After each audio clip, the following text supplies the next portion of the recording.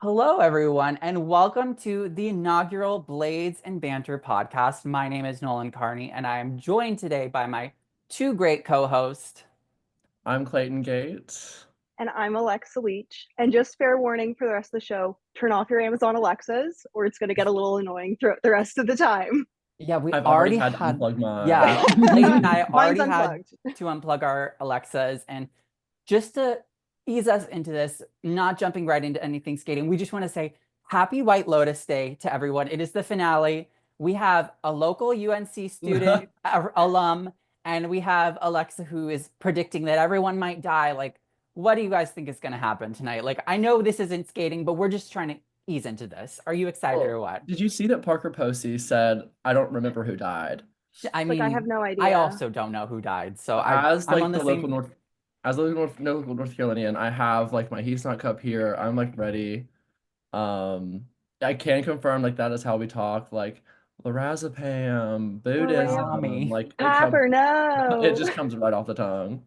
Yeah, and you've got that like twang too. You've got that like Piper hmm Posey, John, what is his name? Jason Isaacs twang, Patrick. But Patrick Schwarzenegger and the kids don't really have it as much. It's No, really they like don't. And it's yeah. really in the family, the hierarchy of the family. So, Right. But but obviously she's pro Tar Heel. I mean, we're up. Duke lost Duke this lost, past Florida won. weekend. It's a great day. It's Yeah. always a We're great not day to going to be talk a about how Florida North Gator. Carolina did, but that's okay. It's okay. It's okay. So anyways, switching gears, now we're gonna start talking a little bit about the World Figure Skating Championships held this year in Boston. What were some of you guys' biggest takeaways from it? Because I have a couple, but I definitely would like to hear from you guys first. I think overall, like, the event was very well held. I think that you could see they were sold out in the arena, like up into the second levels. Like there was, I think, 17, 19,000 people sold out. Like I think it was very well received. I think US figure skating clearly put a lot of money into it, which I think showed. I will say though, they put a ton of money into it. The Same logo banner. was the exact same logo from 2016. Like I don't know if No, they, Alexa, they I didn't gotta notice that.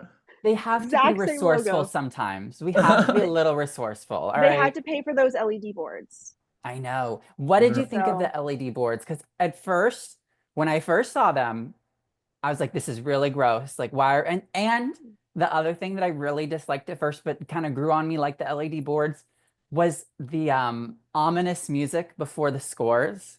mm, When I first initially heard it, I was like, this is the dumbest thing I've ever heard in my life. Like, why are we playing ominous?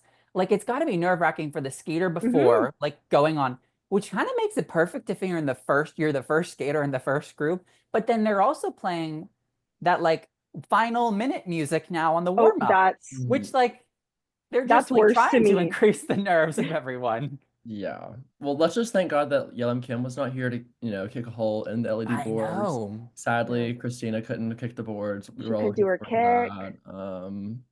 And she's taken out so many boards like in her course. Same with Ensu Lim. Remember back in hmm 2016 at like a junior Grand Prix, she like slammed it's like the like hockey glass at like a Yes. junior Grand Prix in her I combination. remember, yeah, I remember that one. I mean, just quite the interesting event. But I think for me, one of the biggest takeaways was the sportsmanship that we saw. hmm Specifically, I feel like in the men and the women's event. I mean, the pairs event is a little the pair girls are a little bit competitive, and I don't think they're showing as much support as the other I skaters think do. dance was a bit like that too. Like I think we Yeah, saw that a bit with yeah. with Charlene Lila Yeah, and you see Ganyard. Lewis these and people yeah every after day. and Like Yeah. like they're already in the same Charlene rinks. left and Yeah.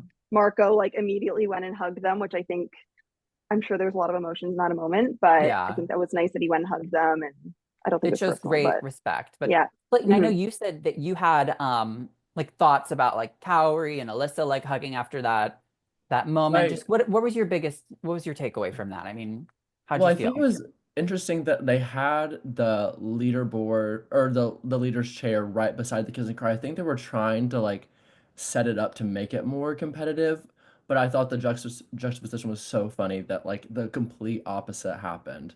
So, seeing Alyssa and Corey like hug and like right after Alyssa's skate, and then Cowrie goes to hug The like Philip and coaches. Massimo, like that hasn't I don't believe I've ever seen that happen ever in a competition. So that was like a highlight for me.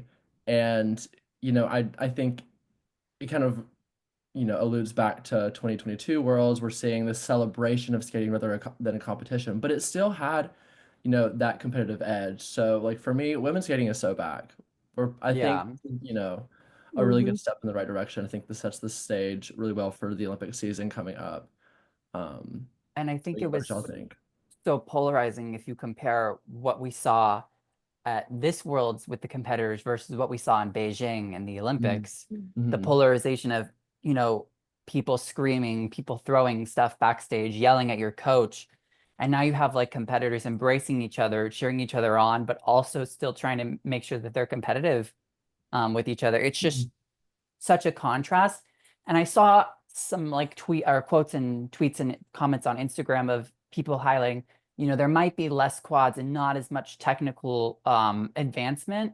But what we're seeing is we're seeing women out there supporting women. We're seeing women supporting women in every aspect. And the same thing with the men too, because we saw Kevin and Adam, who we've not Mm-hmm. really ever seen together. We've always kind of heard that there's a bit of a rivalry and they Yeah. may not really enjoy each other, but the two of them just being so happy for each other to get that third spot for France.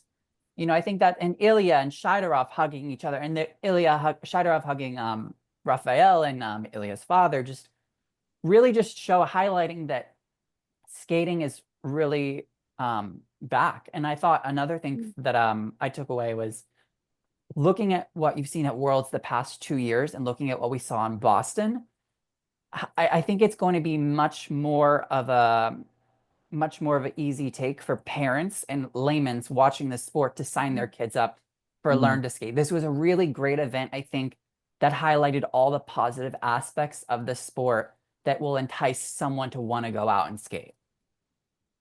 I agree with that 100%. Like I think, yeah, seeing the juxtaposition between Beijing and now, like I think back then we were like, oh my God, this is what the sport's become. Like there was so much negativity in the press surrounding skating. And again, like parents don't want to put their children into that situation. And now seeing this shift, I think it's like, oh my God, like it's kind of like the beauty of skating's back. Yeah. And back to your point about like putting kids into the sport, even I know that US figure skating at the Worlds event, they had like learn to skate sessions. So I think it was very well thought through of like, okay, yeah, like we have this great big Worlds event. There's going to be new fans here. Let's also give them the opportunity and they had like some US figure skaters, like I think like Yanni O'Shea and like some other pair skaters were there. So like that's going to entice the kids too. Like, oh, great. Like I just skated with some With the world potential Olympian. yes, and like it's a great environment. Like yeah, my kid's going to want to sign up for learn to skate. And I think it's also important that they had pair skaters there too, because I do Mhm. think that that's the field that typically doesn't get, there's not as many competitors. It is harder to kind of get into that field, and to have pair skaters representation there I think was really important too. Yeah, I thought just overall it was a great event. I thought US Figure Mm-hmm. Skating did a fantastic job. They brought back all the former Olympians and champions. Tenley Albright was there, Peggy Fleming, Gamaguchi, Tim Gable, Boro Boitano is there, Scott But Hamilton. They brought who they brought who back wasn't every it? they it wasn't Michelle? Michelle I Kwan. know. Oh yeah, She was Tara was there. t- John, well, they're there for yeah, NBC, but Yeah. yeah. They got Vera Wang. yeah, they had So Vera Wang for hmm It- the gala or yeah, the the ISU ISU awards, awards. mhm. which we'll get to. We'll get Right. What But did y'all think about yeah, KMT's commentary here? Since we're I doing OSM was overall, I really enjoyed it. I really Me enjoyed it too. too. I thought she did a fantastic job. Hmm. Um, I love you hearing know, her like takes on the pair specifically, something like a discipline that I don't know as much Hmm. about as the singles. And even she was really knowledgeable about the dance. And I was listening to her speak on I think it was Everything GOEs, and she was talking about how she listened to Gabriella at US Nationals and how she commentated the dance event there, and then that she really took that, and I really appreciated like the nuance that she added, like, and they didn't speak like during the dance event like programs, which I think I liked how they didn't speak during the dance event, but they did, would call some elements during the singles, um, because I think during the dance like it is more of like this holistic moment, um, and I just think it worked really well, and I think that her and Chris had good banter, and I was like, you know, I normally love my Belinda Noonan. I was really hoping she would come back, Yeah, we love but Belinda. I We was miss I was her. happy Yeah. with him. Yeah, I think honestly, KMT, at nationals, at Canadian nationals, it's a little when she's with Ted, it's Hmm. a little tough. It was a Mhm. little tough, but I thought here I mean, I feel like she probably studied those dance rules a lot Yeah. before she Mhm. went in. And I respect that because like to learn Girl, that like we discipline, could like girl, I never, have no we could could never. Iris like she put in the work and it showed. And I think her and Chris complement each other so well. And I Yeah, think like and having him as like a very experienced commentator, like I'm sure that was Mhm. helpful for her to like be able to like lead off of him and things like that. So yeah, they did great. it's good for the ISU also to build more commentators and bring some awareness to pairs too, because as we've talked about, it is definitely an underrepresented um, field within the terms of Mhm. commentators. So, Mhm. but And they're yeah, you sorry. go. You go, They're Matthew. bringing like also opportunities for like these athletes who have retired, you know, like same Mhm. for like Ashley and Adam, and like Ashley's like the MC, and I also like didn't obviously I wasn't there live, but what I did hear during like the ice resurfacing and stuff from her and the other MCs, I really appreciated, and I Then think yeah, like that's a good Yeah, I opportunity think it's important to Ashley. like keep keep them in the former sport. skaters in its sport too, because also Mhm. then that keeps like any fans from say Older like generations too. different generations, like it Mhm. brings them in of like, oh, that's a familiar voice or face or things like that. And yeah, I think it's just important for like the legacy of the sport and to keep it contingent. It just Mhm. continues building the skating Yeah, family. yeah. So anyways, we're gonna little transition now into one of our what was your favorite event? Because we're going into it and we're obviously gonna I think it was I probably mean, it the has to be women, the Of right? women. course, We're gonna start the with the women's event. Oh my gosh. what the hell? What What the the hell? hell? I mean, where do you want to start? Do you want to start at the top or we want to work our way up? Well, I think let's start with what the hell. And I What the think What hell? the hell? What the yeah, hell, so Alyssa? what the hell? You're world champion. I mean, just such a like mind-blowing and like exciting thing to watch. I sadly couldn't watch the women's free live, but I was like Missed it. out and open Instagram. The first thing I see is Alyssa Liu world champion, and I immediately I was like, this cannot be like what? Like Like what's happening? I like missed that. What? What? like you could told me that like the beginning of this next season, and like I wouldn't have believed you because not because Alyssa Liu's a bad skater, just because she was out for so long. She comes back and she really took this like approach that is like, I'm doing this for me, I'm doing it for fun. She didn't really have like the technical content that she used to have, so it was just really the dark horse that everyone wasn't expecting, but we all needed. And I think that it's just such a testament to like the love of the sport is going to like, hopefully win at the end of the day. And I think whenever we talk about Amber, I think comparing how those two girls approach the event is going to be really interesting to talk Yeah, about. I agree. And I Yeah. think just with Alyssa, like it's just such a breath of fresh air. And I think in skating, you know, especially in women's skating, like you're put in such like a cookie cutter mold of, what you're expected to be and what you're expected to say and wear and skate to. And you're kind of like flooded by what everybody else expects you to be. And what I love about Alyssa is that she is just so authentically herself and that she doesn't care. Like she's like, I'm skating for myself. I think you don't see that very often. Like seeing somebody, I love to skate and I want to come back because I love skating and I miss the sport, but I'm gonna do it for myself. Like, I kind of run the show here. I'm able to like put in that input with my programs and costuming and things like that. And I think skating from such an authentic perspective, I think that's why we love her so much is because she's real and like we can relate to her and it's just I just love her and I She think kind of her gives winning. like the girl in the park vibes. Like Yes, you know who she yes, is. She's like yes, someone you could kind of yes. put connect to someone like as Mm-hmm. close to in your life, you know? Mm-hmm. And Mm-hmm. she And really broke the formula here. I mm-hmm. think what everyone has been doing is like, let me hit all of these points and then set it to music and then we'll work it out from there. She did the complete opposite. She's like, let me find this piece of music that I like, that I'm gonna skate to, and then we're gonna build from there. Like then we're gonna work on the spin levels, then we're gonna work on the step, then we're gonna work on like, let's add this flourish here and this there. I think, and it shows that like we're making art and then building on what we can improve rather than And let it, throw in the kitchen sink and then add some music anyone else could skate to, yeah. then work it out from there. And I was going to say it was such an arc of the season of how she got to the point that she did. You know, she started out the season, she looked good. You know, we thought she could be in it to make the world team. I thought that there were questions on the Grand Prix of where was she going to fit in, like competing against Everhart, would Levito be ready, you know, stuff like that. And she just kept grinding, kept working at that free skate and continuing to build the stamina, build the strength, build the endurance.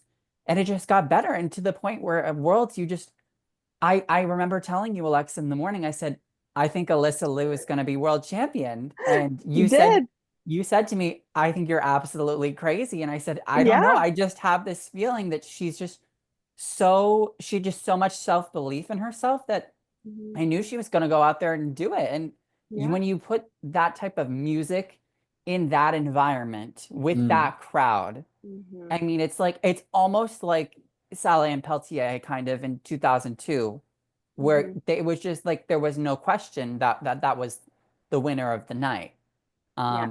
You know, I there will say like home bonus definitely happened. totally, But totally. I I think agree. that regardless of the home bonus, I really do think she had the best two performances of everyone there. Yes, I agree. agree. And I think too, like it's the first time in a few years that she did two clean skates. We haven't had like a women's champion that has done two clean programs. You know, In a hot some of the minute. calls in the short, I think were, maybe a bit questionable, but again, like Yeah. she put out two clean programs and she really was like the perfect culmination of like the perfect event, right? I mean, again, she wasn't the favorite going in. Like you would have said Amber, you would have said Isabeau, like You said if Cowrie, Che it Moan, would Cheon, like if Yeah, you would yeah. have gone into other this people event. had to falter for her to win, Yeah. but she took advantage of the moment and like her skating last, skating to Donna Summer. She's on home ice. She's wearing a gold dress. Like it The created packaging this was just like perfect. perfect, and it just created this And like on her perfect own, TV like, moment. yeah. Yes.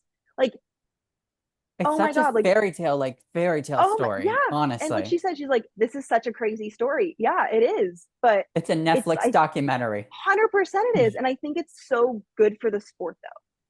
Like I Yeah. think it's like in terms of like, viewership and heading into the Olympic season, like she's been doing crazy numbers on social media, like on like Mhm. TikTok and Almost 3 Instagram. million on On NBC's YouTube video. yes, Mhm. like, and in Canada, there's like on the CBC one, I think there's a couple 100,000, if not close to a Yeah. million on it too. Like Ton. it's making a name. It's really bringing skating back to the Mm-hmm. mainstream media. I mean, Mm-hmm. the three of them, Ilia and Alyssa were on 8 a.m. Today Show, 8 a.m. Like Mm-hmm. they weren't chalking baits on the third hour. They were on the No. first hour of the Today Show. So Yeah. Well, yeah, how do you think that this huge win for her sets up how she approaches like the Olympic season? I'd say like this I definitely think was not in her cards. And Mm-mm. now that she's like, do you think this is gonna add a layer of like maybe seriousness to like what she chooses for like programs or like well, maybe will this add to nerves that she doesn't even have in the first I place? think Alexa has a great point because her and I were talking about this with Amber yesterday. So if you wanted to share what you said about that, because I know Yeah. you had a really I great point. I think it's actually the best case scenario heading into the For Olympic season. the three, Yeah. Cowrie include Yes. if you want Like to for mention like that. just for like the women's event, like I think that, with like again, favorites heading into this event were like Cowrie, Amber, Cheon. And I do think that, like Alyssa, her personality, like she is so nonchalant. She just like has this confidence, this aura about her. And I don't think it's going to impact her going into the Olympic season. I don't think this is going to change. Like, I don't think she feels the pressure the same way that somebody like Amber or even Cowrie does. Um, I always like thought of Cowrie as like, really tough competitor.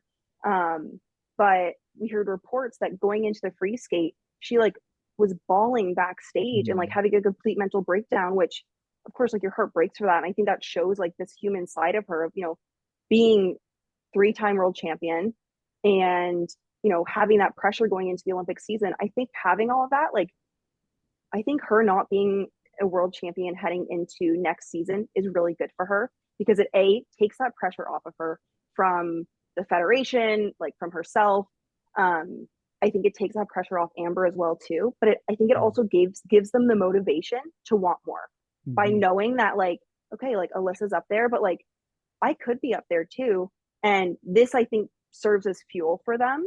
And honestly, I think it's the best like case scenario I heading think into it the Olympic serves as season. fuel for honestly the top 6. I Yeah, think even Cheon included, who's I think she totally, finished 10th 100%. place.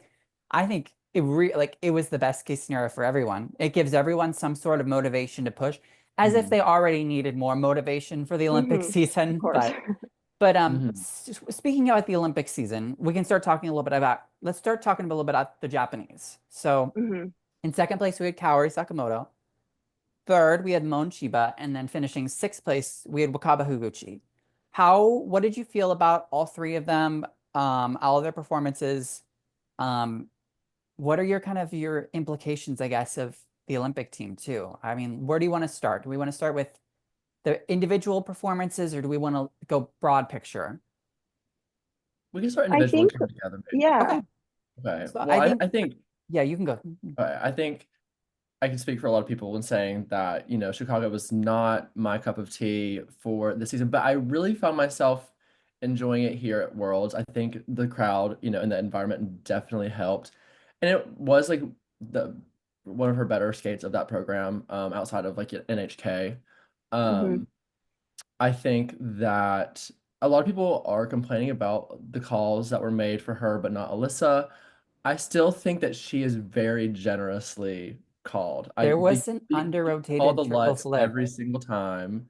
The, Yeah, the flip was definitely cheated. they didn't And call that. So I think she did get some gifts too. yeah. I So Um, agree. I also think I could have seen it like where Kaori won the free as well. Like I think there's been a bit of mhm. debate around that, but I also think regardless, I think the standings were correct. Like Yeah, Alyssa still won by 5 points. Like if Kaori had won the free, like I don't think again that wouldn't have changed anything.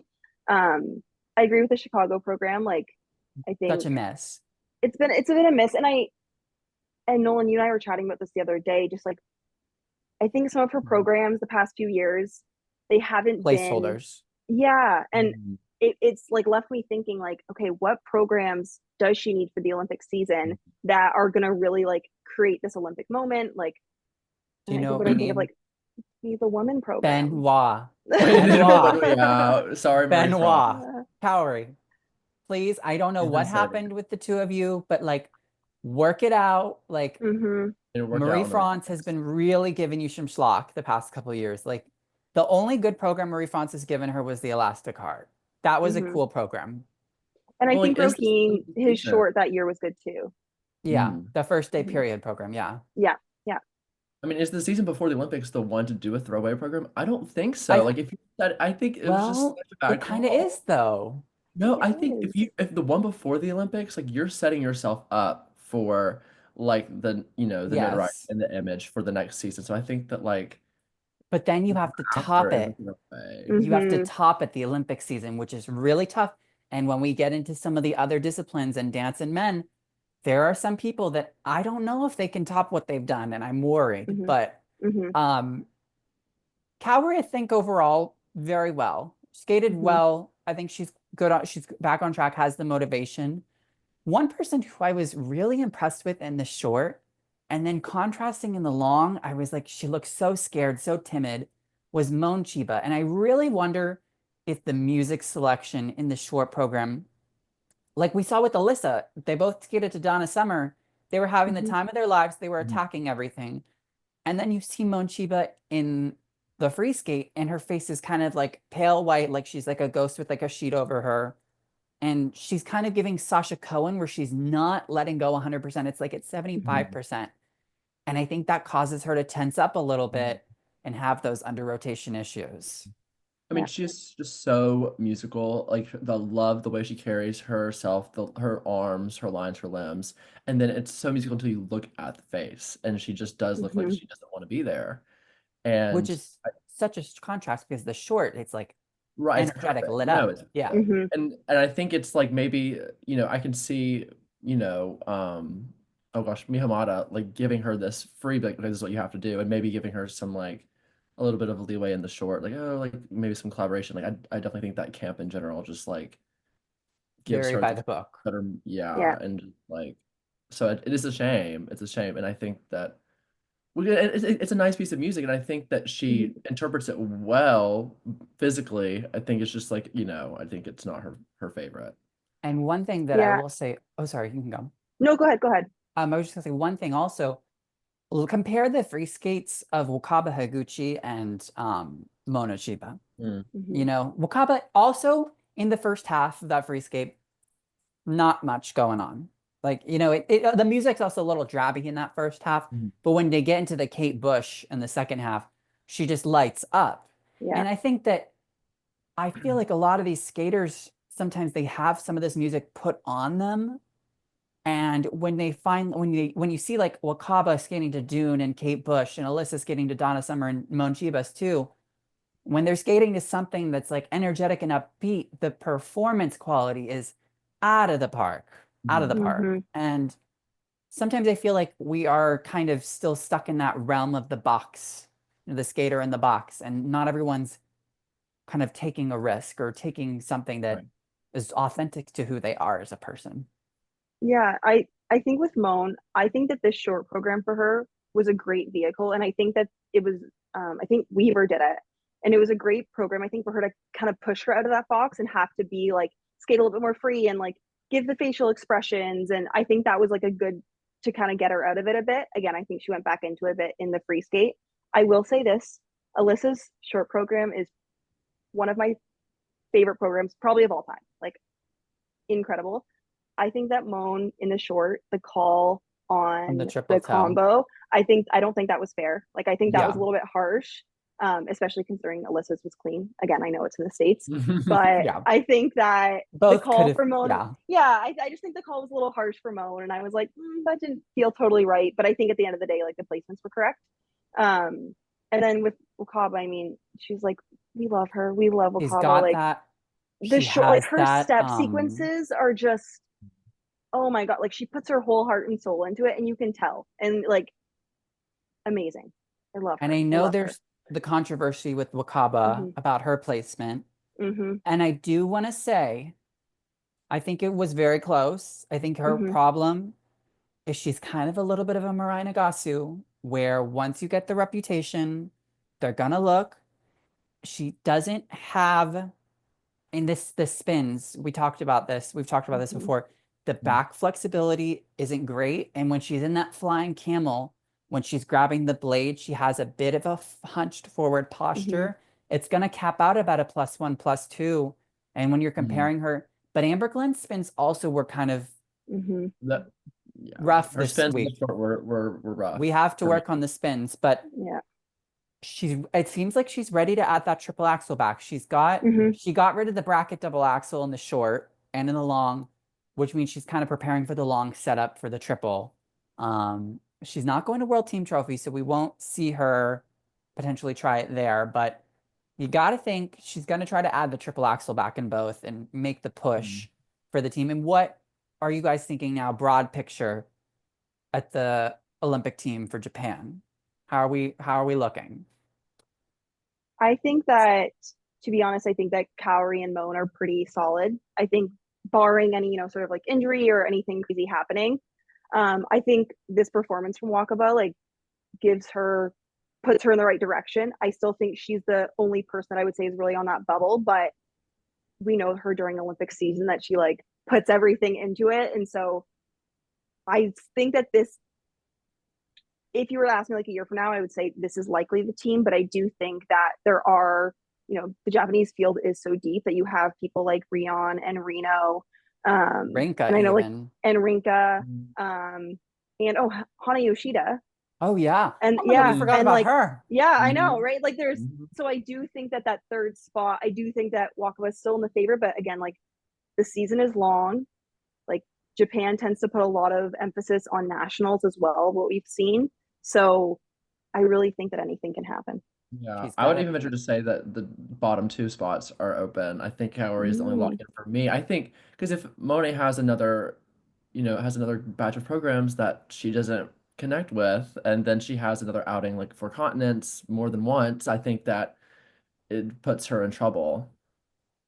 It definitely opens the door for Hmm. people. I think really realistically, there's only one door open though.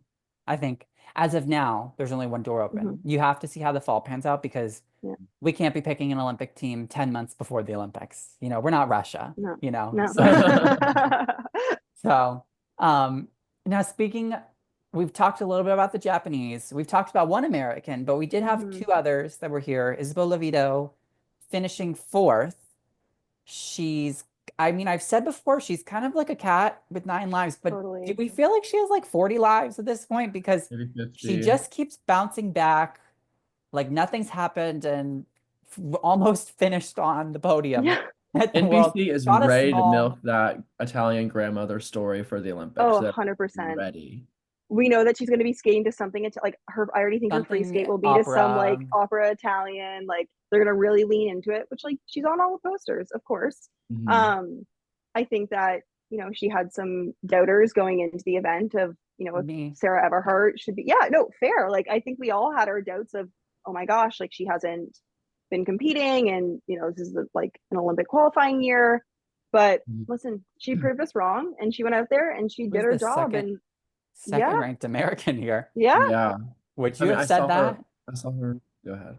Yeah, you said you saw her at the memorial show. I did, yeah. I went to the memorial in Washington D.C. and she did her short, and I saw so much improvement, honestly. Like we're so used to that standstill. It still kind of comes to that standstill on It the is a flip, and standstill that and still. even KMT was like, oh, that flip technique. But the Lutz, I will say, I think it does have a lot more flow in and out of it, and I noticed that it looked bigger in person whenever I saw her, so that was pleasant. So she's putting in the work, the spins. She's Mhm. got the spins together. The last time I saw her, the spins were, well, was it the last Worlds that she like fell out of a spin? Last year, she had issues with the spins at the Grand Prix of France. Yeah, it was the She Grand Prix. did, I think she did have a little bit of an issue with the spin at Worlds, at the last spin, maybe with the level or just GOE, but she fell at the spin in Nationals last year too. That's what it Yes. was. She fell twice on spins, I think, or had two mistakes on spins at Nationals Hmm. last year. So, Mhm. and I wonder if the time off gave her time to heal anything else that might Yeah, have been honestly. injured. Um, the time off might have been good. I think it's good that she's not going to the World Team Trophy though. Hmm. I think Mhm. take this time. I know it's a big payday, but like you Huge. really you could really work on being healthy for the Olympic season. And I think it was the smart choice to send Alysa and Amber because Isabeau, she said she was at 85% and she did look 85%. I think there were some noticeable issues still, um, with the choreography, not like being 100% committed. And, those are just small minor details. But, I think honestly for her, I say for the US, like, when we were talking about the Japanese implications, the US, I think, signed, sealed, delivered. Yeah, I mean they got their Yeah. ducks in a row for this competition. Sarah Everhart's gonna Hmm. need like a quad. Yeah. It's gonna be tough. Like I think, because I think before maybe we would have said like Alyssa and was maybe like on the line for that Olympic team. Yeah. Now it's like there's no Now doubt, right? Alyssa's Like like, they, she is on that team. barring anything crazy happening, but yeah. What did we think Um, about yeah. Amber Glenn? Okay. Do you want to start? I have thoughts, but if you want to start, you're more than welcome to. I mean, I could kind of continue on like my point that I made at the beginning about how Alyssa and Amber approach nationals. She comes out on the shore and she has that like Ashley Wagner like Look, mug on, like coming out of the gate or whatever they call it, the the curtain. arch, the Yeah. curtain, and like that, and that's just not her. I think that we always see Amber in these interviews, and she's a little bit more lighthearted. She's I would say more Alyssa adjacent and like free spirited, happy go lucky kind of person, and I think her phoning in that like I have to be serious, I have to do this job, and which is, yes, she does need to do a job, but I don't think she needs to sacrifice her own energy and like stress for that Mhm. moment. And I think that you know I wonder if the narrative was different going into Worlds. Like obviously we had so many people saying this is hers to lose. if people were maybe more, I don't know, forthright about how it went down for Gracie in Boston 2016, and that was in her head, maybe she'd be more motivated, like, let me prove these people wrong. I don't know what works for her. I feel like for me, that works for me, as a club volleyball athlete. But like that, whenever I'm playing mad, I think that whenever she skates mad, I think that's better for her rather than like, oh, look at this pressure. Well, I think for me, I honestly think this whole year was kind of a learning season. I don't think that we needed to, I think for her, it almost feels like this was a bigger win than what a world championship medal would have done. I think for her, or like a first place, like a second or third would have Yeah. been great too. But I think for her, I tweeted this, that the battles, her being able to battle the mental issues that she's had throughout the year and handle how to continue performing after making a mistake. I think that's a bigger life lesson and a bigger accomplishment for her this season than if she went out there and nailed both programs.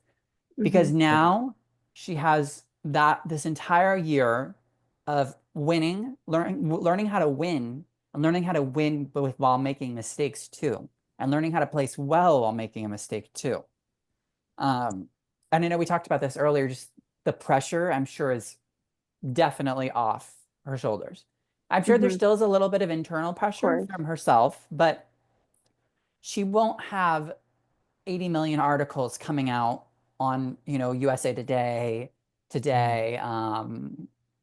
like Phil New Hirsch, York all that Times, all stuff, like those New York things. Times, Yeah. all that. She's not gonna have like every single article being like Glenn goes for gold, like Or like undefeated season, undefeated season. right? Like I think that, and I think even like skipping 4 continents, I get why she did it, but I think that there is a huge There lag was in a huge between time this year. nationals and worlds. And of course, like that's going to build in your head. And like, I couldn't imagine the pressure she was feeling going into worlds. Like all eyes are on her. She's kind Yeah. of like the namesake story. Again, like America loves to build up a women's champion. But I think for her, like, I'm sure she's disappointed, but I also think that I think this is a really great, like you said, no learning curve for her because she's learning to still fight and to be able to like put out a program that maybe isn't perfect, but not giving up throughout it. Like, not like, did she pop anything? Oh, she did pop a flip, I She's think. single axle She, and then yeah, the okay. double flip. But then she did like the double axle after it, didn't she, for the loop combo, right? So I think that the building blocks are in place for her, and I mean she's made leaps and bounds strides this season. So, and you know what, like I think for World Team Trophy for her, like if she can end that on a positive note and like put out great programs there, like really There's kind no of pressure finishing. at this event There's for her either. There's no pressure, and that's how she needs to go into it for sure.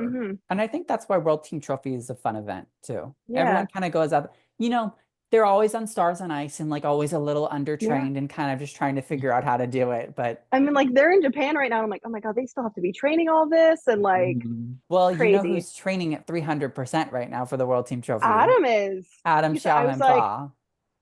like, honey, We'll you get need to to like him. get We'll get you need to to him. get some new boots and then we'll talk. But yeah. Yeah. But yeah, so speaking of some of the other girls, let's talk a little bit about, let's jump to the Koreans. We'll talk about the Europeans. Let's talk about the Koreans right now because you had 3 Koreans here. I mean, obviously Asunyeon, we're just going to make the claim. We're not going to go into it, but really, really rough short program. Did not qualify for the free skate. That's got to be a gut check for her after a pretty remarkable season of returning to relevancy. And she had great practices too. She had really great warm up too. Really great warm up. Yeah. I think she done like That 4 or was 5 tough. triplets, triple toes on that warm up. So, but yeah. So Hyeon and Cheon. So Cheon, car crash the week before. Scary. Crazy. I think that really, I understand now the problems that we saw in practice. And it looked like she was straining her back a little bit on the technique she was like of grabbing that, her bat and she was on that grabbing Lutz and the it. toe, on all the toe jumps. It felt like she was kind of picking and then like really wrenching the back a little bit to kind of get that rotation in. Which is a shame because she has like such good like the toe pick assist on Her toe pick's great. perfect. Yeah. Um, and I mean, I'm sure she's upset. I mean, she watched Tron 15 times and she was one of the top three that we predicted coming in. So, Mm-hmm. but I think the biggest takeaway for me was, I mean, Asian world champion, four continents Mm-hmm. champion, one Shanghai Grand Prix bronze, national champion, ranking competition champion. I mean, she did about every competition you could probably do except for like the Santa Claus Cup. So, I mean, I think she won about everything that she could do Yeah. except worlds. Right. I So, just really hope that this doesn't like kill her momentum going into the Olympic season because, she was on such a high after the home four continents that like, and this is just so the opposite. I really hope that the judges put this past them and like, give her because I think that she'll just do the same thing next season, be so consistent. yeah. And unfortunately, I think we all just kind of jinxed that for her. Well, don't. I mean, I maybe for Mm-hmm. Gia, yeah, you can do it for Gia, but know. um and the surprise of the event for the Koreans was Hai and Lee, the being the top Korean placement at this event. Mm-hmm. Um I felt like though, when you guys can add input in a second, but I felt like this season for her, it always seemed like she was chasing to get like 6 or 7 more run throughs like of that free Mm-hmm. skate. And like she always just kind of looked like a little bit out of conditioning, where the jumps needed like 20 more repetitions and the program needed about 10 more run throughs for it to look cohesive. It always kind of felt a little empty, but she was gritty. I mean, she added that triple Yeah. triple in the second She, half. listen, it wasn't clean, but she went for it. She did it. Yeah. She's kind I of on the wish. outside, I think, for their Olympic spots, though. I think she's Mhm. on the outside looking in a little bit with Gia and Chayon. Yeah. And Mhm. only being 2 spots now, right? Like it's gonna Yeah, be, it's gonna be yeah. tough, Mm-hmm. She brought back the Ave Maria short. Mm-hmm. I wish she brought back which the was Storm or ironic. Siren. I really love those The programs on her. siren was good. I love Siren's also my favorite. I think I really wish would have brought that one back. For the free, she really wanted Amber Glynn's nachos. She She did. Like wanted she wanted to that. be Amber in Boston. I get it. And I She remember did. Amber was watching because I think she went Really. before. Hi, I'm And she would have been in the she's leader having chair. PTSD of like her Yeah. free The skate music. music.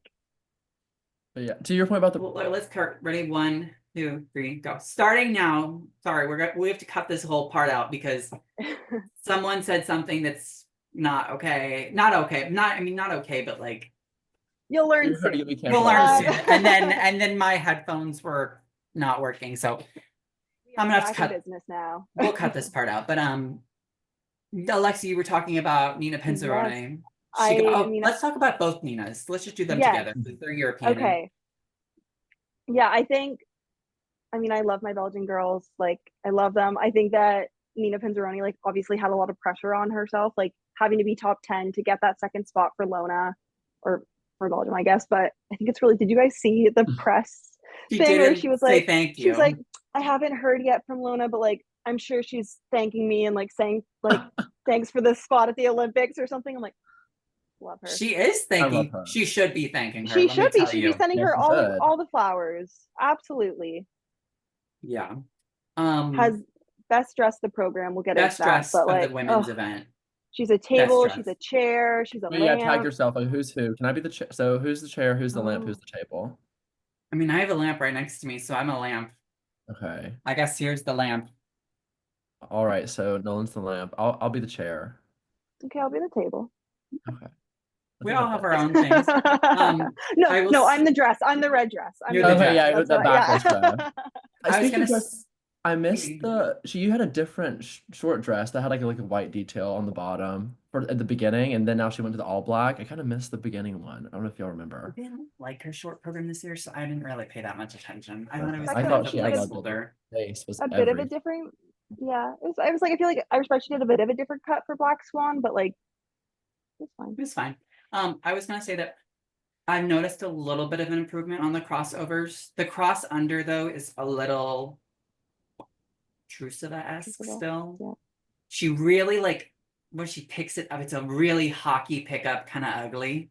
But they really package her so well that it doesn't really Mhm. matter. Like No. when she does the lunge in the choreographic sequence into like the beastie squat, Oh yeah. even the beastie squat's like very like still elegant. Like she does a great job, and I really like to see like a nice spiral held for longer than like 2 Mhm. seconds because she has a Mhm. great turnout and like hyperextension that would be really beautiful.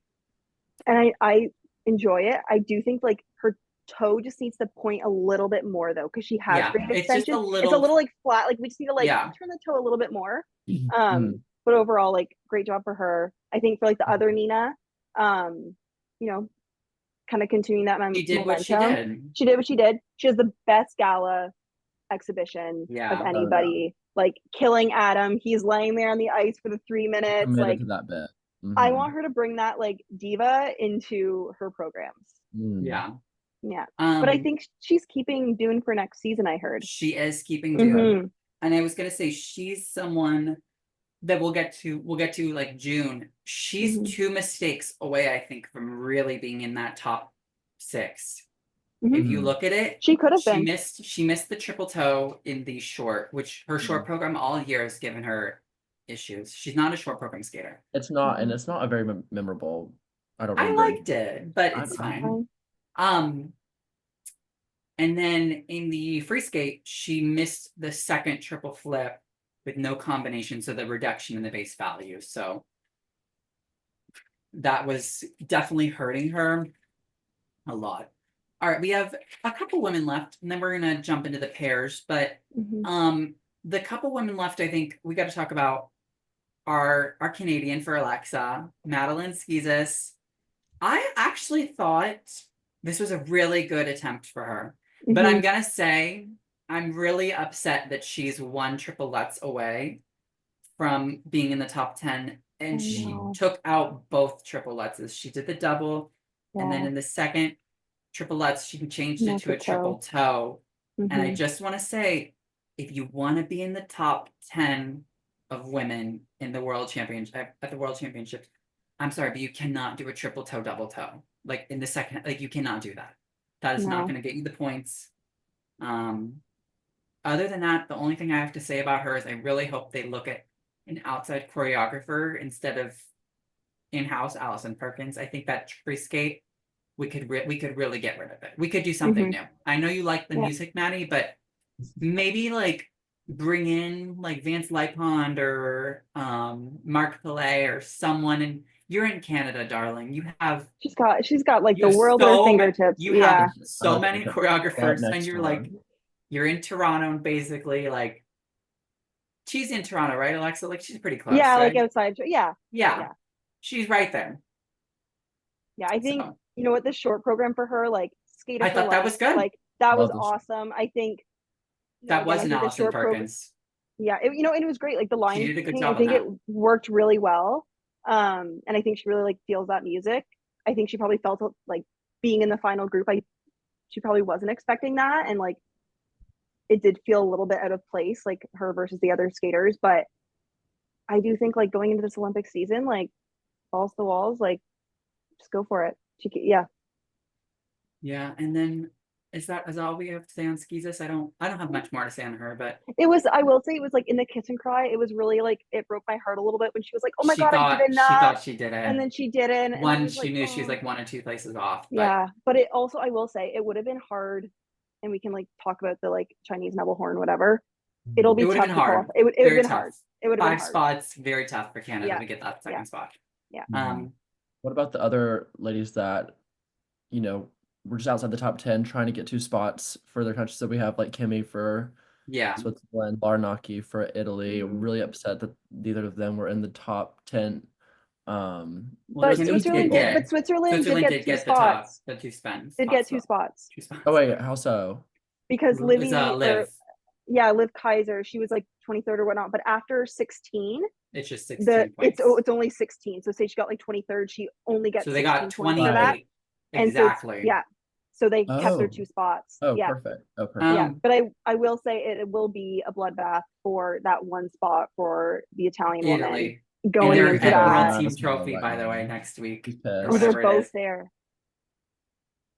By the way, we're gonna do a World Team Trophy preview and Yeah, we'll do a review preview. too. Well, once we get to the end of this, I'll discuss all the stuff that's coming up. It's gonna be it's gonna be stuff, but not a ton because it's the end of the year. But the only thing I really have to say about Kimmy is just the change in the height this year, I think, has caused the issue with the toe jump, specifically with the Lutz and the flip, because she's kind of still rotating like she's 15, 14, where she doesn't get the height, relies on the quick rotation, and she's trying to jump with the same technique now with a woman's body, and she doesn't have enough like muscle and strength to help her vault up more and get into a little bit more height to get the rotation around. And I think that's the real issue for her. I think for her, she could really benefit working on like some strength training to get like just that extra height on the jump. And it's going to help her in the GOEs too. Because when you get extra height, you'll get an extra 10th or so or whatever, or extra point. But, and especially, I'm sorry, 1 second. I know, Alexa, you had said that you think it could help with the overall basic skating too. So. Yeah, I just think like having more like strength and speed and power, like that's going to help with the flow and like the transitions between elements, like having more flow in and out of jumps. Yeah, but Clayton, you were saying the material. Oh, I just said I love like her material. The short. I love and the short. Mother Nature was so good. Beautiful. Beautiful dress. In general. Yeah, Ray's great. We love Ray. Yeah, and I love I like the is it Gladiator music? Yes, I like the music. Dress is my fave, but I think that like, and I mean, just for that free, she just like kind of lost steam, at the end. That'll help with the stamina, the run throughs, like you were saying, Nolan. Yeah, and just falling on the 2 opening jumps are. Yeah, but I will say like, and she missed a triple toe also, so she left a lot of points on the table. But I will say like shows a lot of like mental strength of her falling on her first 2 jumps and then going and like finishing the rest of that program. Like that takes a lot. That's tough. That's tough. Yeah. Yeah, the only thing I really have to say about Lauren Aki was I'm really happy she pulled in every single jump. Yeah. That has not been a normal occurrence all year.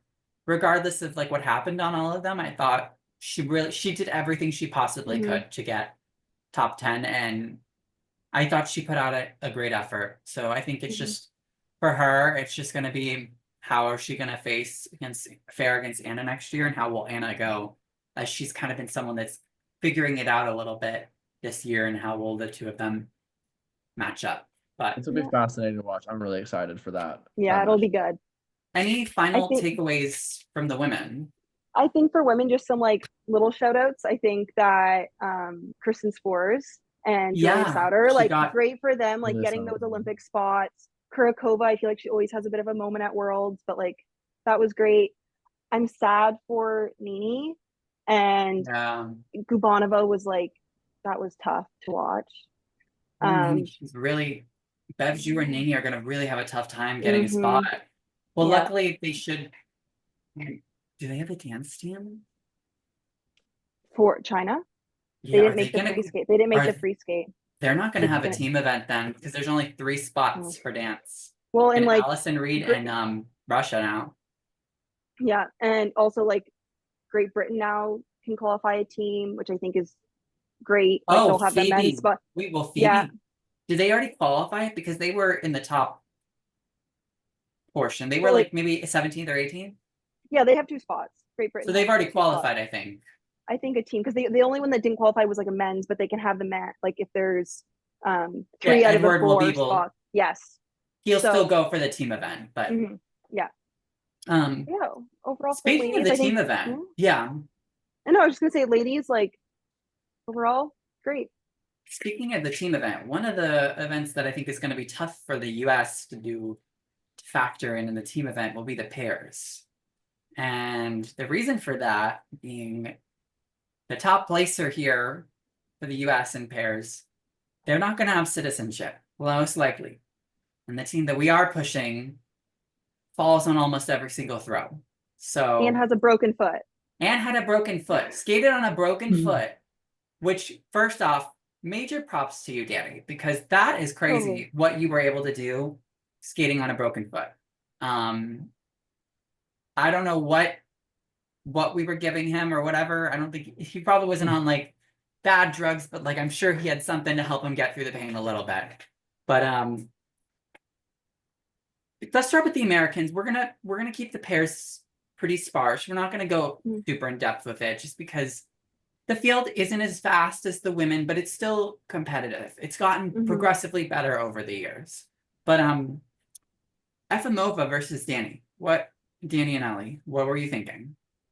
I mean, honestly, I think that Alyssa and Misha were kind of like the skate of the event for me. Just like obviously like the emotional ties, you know, skating in Boston, with obviously like the tragedy surrounding them and their teammates and like having their pictures and the kiss and cry, and like that free skate was just like, I feel like we were all in tears watching it. I will say I kind of wish they had gotten third in the free skate to get the to get that bronze. small They medal. were, I looked at skating scores after, and they only like they were fourth by like 0.2 points. I'm like, they could have. And let me tell you, some of those lifts Sarah Conti had, the GOEs, I'm gonna say were not warranted. No, but they were such the moment of the event for me, and yeah, it's sad that I don't think they'll have citizenship. I hope they're married already. I mean, but I was briefly listening to the run through this morning, and like Adam was saying, like she doesn't even have a green card, and even if they are married, like there's like 2 years after that, so it is really unlikely. And even just like it's great they qualified 3 spots. Do we have 3 teams to send? I'm not sure. We're sending, like, I guess, Emily and Spencer, but they're not even on the ice from what I've heard. No. What about And there's who is oh gosh, what now? Balaj? Balaj, yeah. Balaj and Audrey could go, but they're also like very new. Very new. I don't know if they would. You got to remember, we're sending a pair to this event. There are 3 spots up for grabs. Russia will be definitely taking one. China sent no one. But and they've now got Sui and Han, her new partner. Oh, yeah, his new partner. Sorry, not Han. Sui and partner. I don't know his name, but they posted their short program. The music was a little blah, but the elements looked great. So that leaves 1 spot open for a team to fight. And Emily and Spencer, you never know how the shoulder is for him. Her side-by-sides are always up and down. I'm not feeling 100% secure that they will get that 3rd spot. I almost want to just straight up and say that they probably will not get it. That's how I feel at this point. There's a whole summer though for them. There's a whole summer, and I think that like this kind of puts fuel in them, and like it's also crazy they have to be like, you know, ready to go so much earlier in their season and kind of be at that almost peak, and like have to peak twice in the season, which is definitely going to be difficult. But you know, like we'll see how it plays out. I also like I'm not sure who else will be at like the event. Here's the thing. They kind of are fighting, they're not really even fighting for their spot. Because if you think about it, Efimova doesn't have citizenship. McBeath and Parkman does not have citizenship.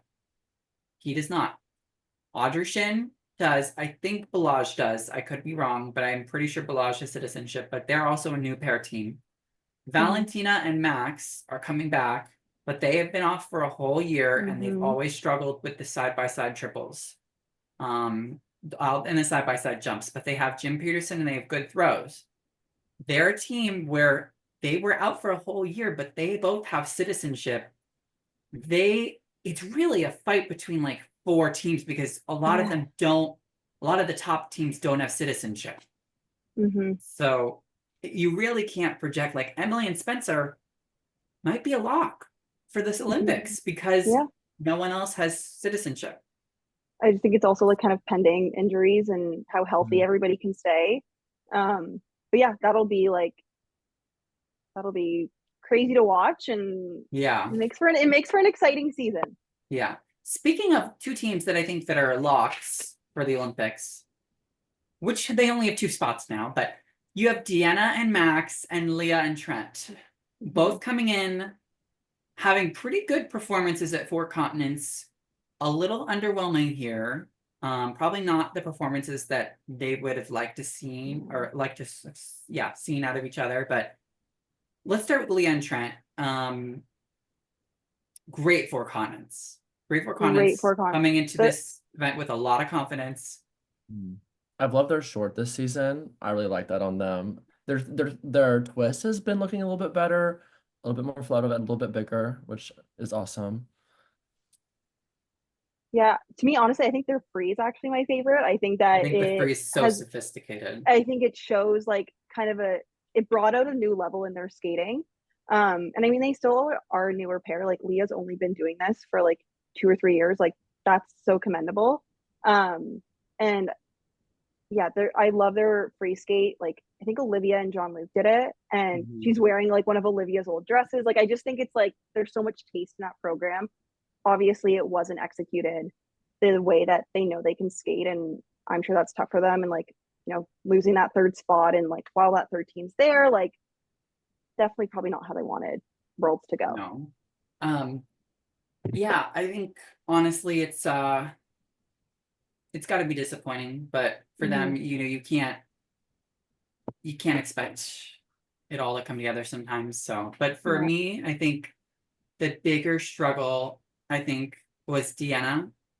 I think I think this whole year has kind of been definitely coming down from the high of last year and trying to figure out and try to find their voice again on the ice. That short program all year, I think we all kind of knew it wasn't up to par with what they should be skating to. And I think that they will find a much better vehicle next year. But totally. For me, I know I've gushed on and on about this program the entire past week and a half, and you guys are so annoyed at me saying this, but I think the Ocean program was the best program choreographed of this World Championships. I think when you look at the complexity of the program compared to all the other teams, it was the most complete. The lifts were gorgeous. The music, the throws were on the music. The lifts were matching the crescendos. The ocean, like Deanna's doing like ocean waves during like a wave sound in the choreographic sequence. Their crossovers, even the crossovers were paced at the right time. And the posture of the two of them is just exquisite. I mean, like when you compare the posture to Metelkina Berlava, and then Zarakanti, I think Nicolo actually has good posture, but those three, I think they're head and shoulders like a whole point above them in skating skills and presentation and composition of the program. I think we'll get to them, but the side by they always have the issues with the side by sides. I think that's the thing with the throw loop. Yeah. Well, with the side by side too, like they lost the entire combo because she put her foot down in between the toe and the axle, and or she stepped through the second axle, so she got 0. Like she did the second double axle, but she got nothing for it. So just losing a lot of points. Like I looked, like their base value for tech was 13, like was ranked 13th out of the teams. I've said this to Nolan, but I feel like this season for Deanna, like love her, but it's kind of felt like her 2017 like Megan Duhamel season, like kind of coming off the high of winning Worlds, 2 Worlds back to back. Yeah, and then there being a bit of a lull. The programs weren't everybody's favorite this season, but I have no doubt that this will be such motivation and fuel for them for next season. And she has a plan. Oh yeah, 100%. If she follows that same trajectory, world bronze medal if higher, or Olympic bronze medal higher is coming, which would be great. Right. Yeah, I think they have a lot of time to work it out over the summer, and the one team that I felt, I don't have a lot of thoughts about the Georgian team. I thought KMT really, I mean, even when I was watching it, I said this program is really empty. And then KMT basically was like, yeah, there's not a lot of choreography in this program. She was going in and I was here for it. And I think she was correct. It was a lot of 2-foot, a lot of crossovers. They just had a lot of minor mistakes on all of the elements. Yeah, and I think that textbook wise, the elements, great technique, whatnot, but yeah, there's just the Germans. It's just all very there's not that to the like. There's nothing. It's just there, and I'm sure like having to change programs, going like back to junior programs to senior programs, like It's obviously tough. you're not going to be able to focus as much like on the choreography and transitions and everything when they're being changed and having to completely take out elements and add in things to go between junior and senior. But yeah, like it's fine. Um, and they got rid of that fun short program that I kind of liked. I know. I was Which I like, was a why little, I why? love why'd you this. get rid of? I think Yeah, that would have been really good, I a good hit agree. with the Boston crowd. Me too. I Mhm. was like, oh, they went back to that one. Yeah. Okay. But Um. yeah, getting into the medalists, Mhm. we had third place, Sarah Cunty and Nicola Machi back on track after a pretty abysmal Worlds last year, and they're building momentum now for the home Olympics. I Mhm. think this was a good outing for them. Um, I will say they do lose a little bit of base value on that second lift that they do, because it's about 1.5-ish less than what the other team's lifts will do. So they lose the base value. So they kind of have to go clean almost every performance because they can't afford to give up as many points. Was he the one that made the mistake on the double axel? Because there was a mistake on their double axel combination. I think it was him. They lost some points there. Um, but overall, I think it was a good season for them. They made strides Yeah. to look better after what they've looked the past couple of years. I really, honestly, like their short program, like I was like, oh my god, I think I'd kind of written them out a Everything little was on the bit, beat. and I was Mhm. like, oh, this was really good. Like they deserve to be in second after the short, and I was like, oh, this was good. I don't get the like for the free skate, like the pantsuit for the Papa Can You Hear Me? You Like I don't do don't. pantsuits for It's Papa Can You Hear I Me? just it's not it. But I Um, know that it was like it had sentimental meaning to them, so I don't want to like harp on that. yeah, But like, I anyways, think for them, the biggest issue would be her posture on the mhm, crossovers, and positioning through the lifts. The lifts just aren't the same. Even if you compare to like Minerva and the Japanese and Deanna, mhm, like they're at a higher level than the lifts than what they do. And they just it's not going to rack up as much as the GOE as the other teams. So they lose points just on very small things. Like it's not like they're making mistakes, but they're just everything's not extended or finished to like the final fingertip or through the toe or through the pinky, that it gives the judges a little bit of room to kind of place them further down if they wanted yeah, to. yeah, So It was yeah. solid outing for them. Like I think it sets them up well. Yeah, like you said, for the whole mhm. Yeah. Olympics. What did I know, Nolan? You had some thoughts. Are you on Vasiljevs? Did you say that you thought the Germans should have won by a larger margin in the free? I think looking back at it, I've taken some time to think. I understand the Japanese win. I understand it. I understand that Minerva and Haas and Volodin both skate like their brother sister, and they've never seen each other like before. I understand that Miura and Kihara like have great skating skills, great programs. I think it was a toss up. I think you could have picked a winner in either way, and I think it would have been fine. I mean, for I me, think Mihara and Kihara, I think, made it tough for some fans to understand it because of the mistakes. Mm, But I think it was a toss up. right. I agree that I think that I would have had Vasiljevs winning by a little bit more in the free, but I would have had Miura and Kiara higher in the short. Like I think that that was Yeah. really conservative marks for what they put out, and for me, that was the best pairs program of the entire season by anybody. I think that that was just like it brought me back to like that, pre 2018 season of like this is when Paris is skated good, it is one of the best events to watch. And like for me, that was a real highlight of the whole championships. I could watch that short over and over and again, and I mean it was just perfect. It was so good. Yeah. Yeah. I I think that honestly, I think that like Nerva deserved to win. I'm gonna like stand by Yeah. that. I was Yeah. like I was I like could see in it. yeah, and I will say like the Japanese short was amazing. She does have issues with her Triple rotation toe. on the toes. The Um, Siao but was so good though. yeah, I know. I Mhm. was like, okay, like but I felt like with Minerva, like, I mean, obviously the last like lift, it was like, oh my god, but I think they only Scary. lost like a level. They didn't like lose, you know, like the whole value or entire anything. lift. Yeah, Yeah. but I don't know. I disagree. I love the Japanese. I think they have the best like skating skills and speed, and like the throw Lutz is like Fantastic. insane. The best, incredible, like that was perfect. amazing. But I don't know, I would have gone with the Germans, but I'm not a judge. I mean, So. but the components, like if we were I talking agree. about Yeah. skating skills and It's unison, tough. Yeah, it I is. think I It's just think tough that because I think the Germans have such a limitation in the artistic mark and with the transitions, because I feel like the program's a little empty. I think that really, with the musical section too, I think also hindered their ability to connect with the audience. I thought it was just a little bit highlighting their lack of identity. They didn't. I think it felt very beige, when the Japanese, I think, had a little bit more of a vibrant color to them.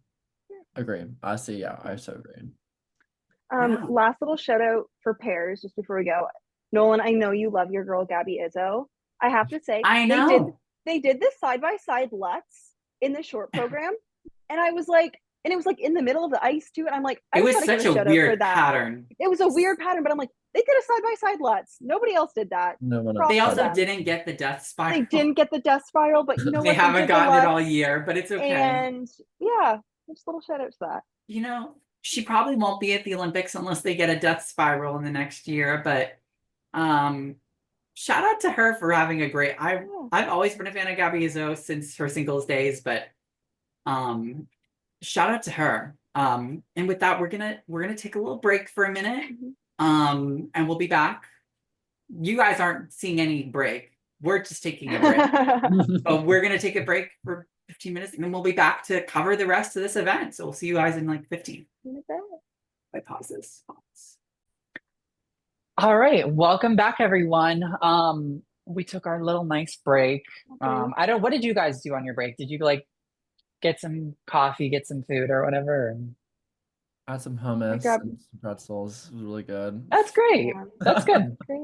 I called back my mom. She didn't pick up, and I was like, "Okay, I guess it wasn't that important." That tracks for during her. the show. Yeah, I refilled totally. the Hazelnut cup with water, so it's not Good to coffee go. anymore. No coffee anymore. I haven't drank any water at all during the show because I'm like fearful that I'll have to use the bathroom, and I'm like, no, let's just not. Not worth it.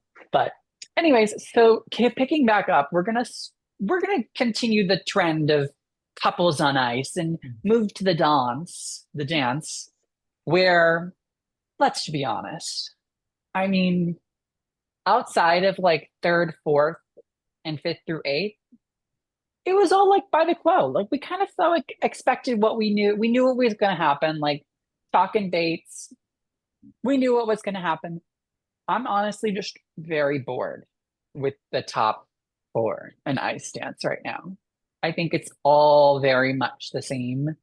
And I honestly want to say, when we get to this later, I think the highlight of the event for me, which is really bad to say, but it was that like sixth group in the rhythm dance where they like all fell, and it was so interesting. I was like, this is the most interested I've been in ice dance in forever. Like we have teams that are barely like standing up, and the rest of it's just so, it's like 5-day-old stale bread. Like when you have that, that's what it's like. That's what it feels like watching chalk and base. Gillis and Poirier, Lila and Lewis, Guinard and Fabry. And why do we call them Lila and Lewis and not Fear and Gibson? Like It's the double feel like- L's. Double I feel L, like, probably, yeah, people always call them Lila and Lewis instead of Fear and Gibson, I feel. But I guess you could say that about like Piper and Paul, right? Like it's the Yeah, alliteration of it, P right? squared. So yeah, P squared. Or what is it? Chalk? What do they call them? Bach? Bach. Yeah. And then does Guinard and Fabry have one? Do they have one, or are they just Guinard and Fabry? The Or- I feel like they're just the Italians. Yeah. They were the robots this season though, which if we want to start there. Let's start with the robots. Okay. I'm happy that we still have seen the World Team Trophy. Oh my God. We're not done with the robots yet. But I'm happy that they're getting new material. And I think they were aware that they said in the press that they were aware that this might not have been their best free dance. And I think honestly though, they're still going to be fine, I think, for that Olympic spot or that Olympic bronze, maybe silver, but Right. Yeah. How if much they do we get think they're going to push for like at the home well, Olympics? Alexa has such a great theory about this if you want to go into it. Okay, so I have a few different ones. We'll see which one you're alluding to. So I think that it's on home ice. So obviously there's going to be a push for them to be on the podium. Like same thing where like there was 3 American champions in Boston. You're going to have that home ice advantage. I think in Italy, same thing.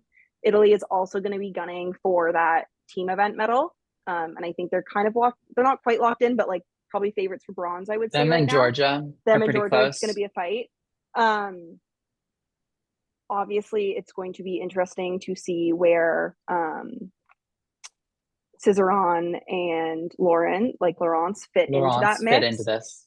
I think so much is going to be dependent on her citizenship. Like I don't think really anybody really has any information in terms to like where they're at with that. I think that's obviously going to be a contributing factor. It would be nice if in ice dance that like, you know, everybody gets their medal You and have a they little can mix up. retire and be happy, you know, it'd be great. Like Mm-hmm. so I'm thinking this is like probably the very Canadian in me is like, okay, they could give the team event bronze medal to Italy so that like the Italians get a bronze medal there. And then Piper and Paul can like get the bronze if we're saying that Chalk and Bates and the French are going to be like 1-2 or whatnot. Then like Piper and Paul can get the I forgot individual about them. bronze medal. And then it's like, you know, everyone's happy. But you know, it's ice dance, so that doesn't There's exist. wheeling and dealing in ice dance Oh, And too. it's not all exist. and I think it's really important. Obviously, Lila and Lewis were on the podium here, beating the Italians. But what's interesting is that Europeans next year are in Sheffield. And so Europeans are in their home The country. pre-Olympic Europeans. Wow. And they're both teams, presuming, are going to be there. And then, like, the Olympics are just a few weeks after that. So it'll be very interesting to see the momentum and like where they play into that again with this all of this like home ice advantage of how that will play for the Brits and how that will play for the Italians. So yeah, that's I my think thoughts. the Italians know how to wheel and deal. Mm. This federation, I think people might be sleeping on it, but they know how to wheel and deal. They have always been in the cahoots with France, with even Russia at some points in the past. Like these judges know how to get together and figure it out. And especially with Russia coming back now, they might potentially have a judge on the panel. So that is Well, just honestly, I don't going to think be. they'll have a judge. I don't think they'll have a I don't judge on the know. I don't panel. know how that pans out with if they're able to get judges back, but you got to think that there's going to be a lot of backdoor things going on to get this Yeah. team to a bronze or a silver. Well, I mean, considering the material they had at this Worlds, like I still think they were successfully willing and doing a little bit in the components. If we're talking, I mean, their skating skills are undeniable. They have, Mhm. I mean, their skating skills are probably the best in the field for me. But you know, the other two parts of the components are composition and performance, and they're getting 3 points higher than Christina and Anthony Carmen, then Sound of Silence, Lajoie and Laga, and the Dune program. They're all in the 52 range, and we're like, I'm sitting here and like, yeah, their skating skills aren't the same, but there's two other parts of the score that I would have them significantly higher, like composition. Like I know it's dance, and I know these are the top teams in the world, but we can take them down a peg. Like we can go The 7.75 in problem composition if we need to. The problem with the composition mark is that I think the skating skills still bleeds into that mark Right. because when you talk about the composition, they fill up a lot of the rink because they have good speed, good edges. They know how to fill the patterns of the entirety of the rink. So their fast skating kind of enhances their composition mark. Mhm. I know that the program concepts definitely bleed into the composition and the performance mark as well. So that definitely would be a redaction, but also these judges are trying to remain in these corridors where they're not going to be called out. So they can't really just go out and give the Italians like an 8.25 in composition, unless some of them did. I actually haven't checked the protocol by heart, but Look. they can't just go out and just drop a team. But you know what? They did drop a team. They did drop a couple teams here, because if you look at 5th through 8th, which I think was the more interesting conversation for me, the rise of Christina Anthony, the fall of Lejoie and Laga is a little bit confusing for me. And I don't know if Yes. I'm very much in agreement with how that goes. So Or how it I went. agree, and I think that a lot of people are kind of like Lala. They were so underscored. I think if Ice Dance was real, then like they would be In the Right. top at 3. the top. Like they'd be the top 3, no brainer. But I looked at their So would the Finns. Yes, also the Finns, love them. Their PCS, Ukraine gave them 12th in PCS. Slovakia gave them 10th. Azerbaijan gave them 10th. Like, And you know what judges those are from? Former Soviet countries. yeah. And I'm like, you're telling me you're looking at that and saying it's 12th in PCS. Like, that was a bit crazy to me. But, you know. Well, also, the Azerbaijan judge is Igor Lukanin, who is the head of the Azerbaijani Federation. His wife, Kristen, is very much anti-IAM, not pro-IAM. So they are definitely, those judges are talking to those officials, the heads of the federations. They know where they kind of are going to place them. And we saw this week in the news that the toe-tapping judge from the 1998 Olympics, Yuri Balkov, I believe, he's been in a bunch of scandals too. He was in 2014. He was at 2002 Olympics, but he was suspended after sending a text message to another judge being like, if this team places well, place them, give them this mark. And that's for a junior 100%. Yeah, for a junior Grand Prix event. Actually, no, I don't even know if it was a junior Grand Prix. It might have been like one of those smaller events, but this is exactly like what we say happens. Exactly. You know? Like if this it's is just happening at that these level, people got caught. And you even say, back in the day in 98, Jean Semt, who was a Canadian judge, she took a pen that had a microphone in it into a judge's meeting and had recorded like a judge asking her to get in get along with them in the block judging, and then submitted the evidence to the ISU. And I think it might have been the same judge. I think it might have been Yuri. But submitted it to the ISU, and it kind of got all brushed under the rug. Like the judge got a 1-year suspension and was back before the 2002 Olympics. And I feel like that's exactly what we saw happen between 5th and 8th here. And not to say that I wasn't happy with Olivia Smart placing 3rd in the free dance. I was so happy and ecstatic. She deserves that. But some of these other teams that got the push and the push down, same with the French. They got a huge in the slap in the face this week. And I wonder, was that the French Federation doing that? Are they trying to push them down? But why would they push them down at a pre-Olympic Worlds when they could have potentially pushed them up and pushed the other team up to get 3 spots? Yeah. So there's a lot of, I thought this event was very finicky in the way of looking at the politics, but then also of what we actually saw. And you guys can continue. I know there's other things I'd like to talk about for the dance, but if you had any thoughts on that. No, so I think big thing is like you look at the PCS, you look where like certain judges scored people and things like that. And again, like we say it as if we're surprised though, like it's ice dance, like it's always been political. We're never surprised. It will always be political. I'm no stranger to bringing out the dead horse and beating it. So I think that's what really I think is interesting to me is like that makes ice dance so just like it makes you want to watch and see what's going to happen because you never know who's with what. Before we get into like some of the lower ranked teams, I think we should talk a little bit about Chalk and Bates and Lila Lewis and Piper Paul. I know we already talked about the Italians, but Chalk and Bates, obviously their 3rd world championship in a row, probably the cleanest one that they've performed. They stood up, didn't fall. They changed the edit of the rhythm dance too. They got rid of the YMCA, one of the 12 cuts. do you guys have a lot of thoughts about this? I think they went out there, they did their job, they're professionals. Mhm.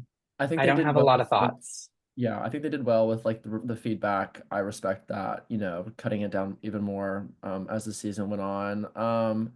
I like the free. It's not terrible to me. It's cool. I think I like the concept. And it's entertaining. I mean, they do their job. They have Mm. that connection that a lot of other teams, you know, are still piecing together. And I mean that helps them out, and they have the transitions, they have the lifts that are just, textbook. Yeah. Just do it, they get the job done.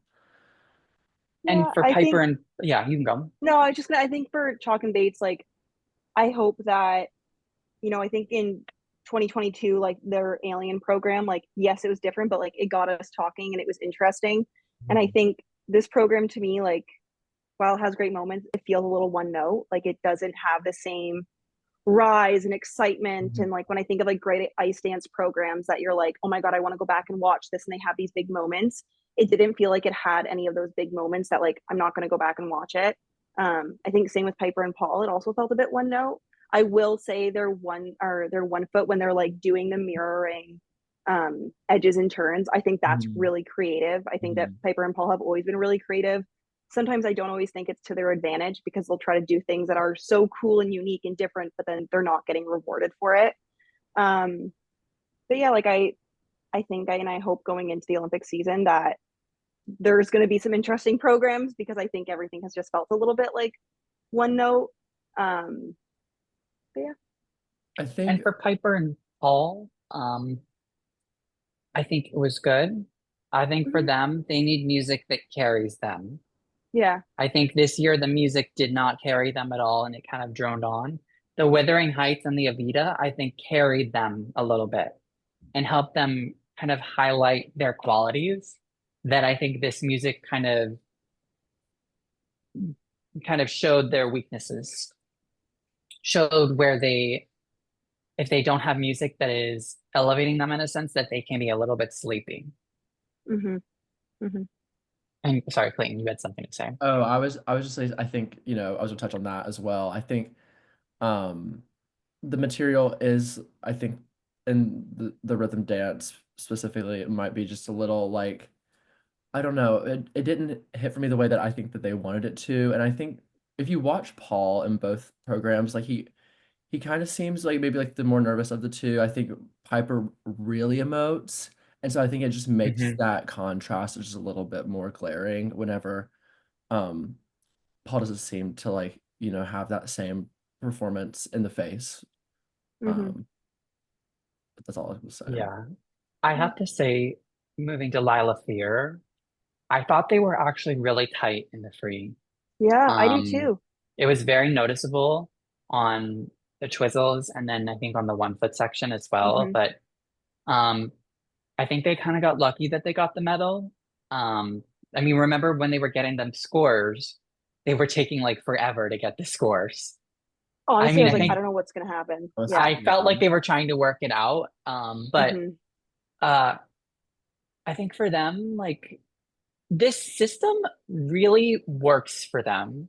That the system hmm that we're currently in with the type of rhythm dances we've seen, and now they have now announced that we're again doing another rhythm dance that is basically the same theme for the past yeah. 4 years. It's really tough to watch, I think, if you're an avid dance fan, because the rhythm dance now just feels like a continuation, like the prequel of the free dance, Yeah, where you I have like agree. Mhm. the pop music, you have the rotational lift or the stationary or rotational lift, like on the crescendo, like the big Donna Summer beat. You have the twizzles on a beat, and then they have that wall to wall. I think that's only in the free dance, but um, it just it feels so repetitive to a point where I understand the frustration of fans. Um, but it really works for Lila and Lewis because It this is does. the type of team that they are. Yeah, I and think the that. packaging. hmm I Oh, was go ahead, I go was ahead. just like, yeah. I mean, if you compare especially them to the Italians, like especially in the rhythm dance, I think it's really glaring. Like they have nailed the packaging, Lila and Lewis have, and then you look at the material for the Italians, and it looks like their costumes could be like cut out of felt, and I'm like not really Mm-hmm. sure like what's going on. And so I think just to also the layman viewer, you're like, wow, they look like $1 million. They look like they deserve to win that medal. And they're also in the same boat for me, like, like I was saying, talking about the components, like I don't know where we're getting 55 components from for them, especially in I know they bring it back in the free, but like Halo in the beginning is just so like it's They're also missing every beat. it's Mm-hmm. the music is almost a little juvenile for me. I'll say it. Like I don't think that's a super hot take though. It just doesn't work at The this level. Yeah. Halo at the memorial event was so good. The one that Mm-hmm. Liz Schmidt did with or no, Mm-hmm. not Liz Schmidt didn't do it. No, It it was was oh my God. Yevon Mock. Yes. Okay. Yes, that was Yevon Mock was beautiful. fantastic. But I yeah, you will can go on. say with like the Brits, like they do very much appeal to the current rules and they appeal to the audience. I think that in ice dance right now, because there isn't like, especially in the rhythm dance, there isn't a pattern dance that they do. So like I wish like give them like a Viennese waltz, give them an Argentine tango, like give them an ice dance pattern that everybody has to objectively do the exact same turns, the exact same steps. And that's where you can actually be able to see like baseline comparison of this, like the skating skills and the edges, like the depth of edges and the speed and everything like that. Like bring that back so that like you can comparatively see how these skaters, while doing the exact same thing, rank amongst each other. But I think with Lila and Lewis, like they play into the current rules that They're just exist, using the and system they're that's just there. they're just using the system to their advantage. And why wouldn't you lean into that? Why wouldn't you? Yeah. Why wouldn't you want to win? You want to do your best, so of course you're going to play the rules the best you can. So, And I have to say about the patterns that you're talking mm-hmm, about, I think that goes up to the leadership of the ISU. mm-hmm, And that is where the problem lies. Because the ISU right now, they're trying to go for these viral TikTok moments and they're trying to create something that's going to get people into skating. And they yeah, don't believe that that would get people into skating. And I understand, like, I definitely understand where their train of thought is. totally. But if you're watching the ice dance rhythm dance, I don't think that you're just a casual viewer. No, if you're watching the first group, you're Yeah, I not don't just think like you're a somebody that like casual they saw viewer. like some viral TikTok and they're like, oh, I need to watch this at like 12:55 and I need watching to it for watch 6 their hours. Like, Argentine tango yeah, to make sure that it's like, no, like I don't think the casual viewer is gonna go watch the rhythm dance. They'll watch the free dance. Hmm. yeah, And that's where you get the viral moments because Mhm. that's when the medals are awarded. Mhm. Exactly. So, Yeah. but kind of We going haven't into other talked. team. Yeah. Oh, sorry, who are we? No, I was gonna say before we get into like We our haven't. favorite person, I feel like we just want to like quickly touch like on, again, you mentioned like that third, fourth group in the rhythm dance, like obviously heartbroken for Allison Reed. Like she finally gets Yeah, her got citizenship citizenship. after like what 2 or 3 tries or whatnot, and then they fall. They don't make the rhythm dance after the Finns, like one of my favorite teams, had just fallen, and we didn't think they were going to make the free dance. Given honestly the situation, obviously you don't want anybody falling. I think No. as bad as it was almost like the best case scenario because like then Canada made the free skate, so they don't have to qualify a third spot in China. The Finns get the 2 spots, which I mean we don't know if they'll need because if If the she can second group get for citizenship. But Mhm. I think that Allison Reed is going to be able to go to she will get her. China, She will get her and she'll spot. get her spot. Like obviously, again, having to peak earlier in the season is not ideal, and it adds that extra layer of stress and whatnot. But like that girl is gritty. I have no doubt that she'll be able to go and get that spot and go to the Olympics. Yeah, So she will be. She should win, if not second, yeah, at that yeah, qualifying event. Just a couple other teams we got to focus on. Obviously, we need to talk about our girl who took photos in her costume in a desert. But didn't have her partner with her, but is so committed that she went and brought her costume on vacation to the desert. And that is the queen of Spain and the Queen of the UK, Olivia Smart and Tim Deek. I mean, What that's were a your small guys' medal in impressions? itself. I mean, What? I said that's a small world medal in of itself just for the photo shoot. Yeah, I I mean, it was just she always looks like $1 million.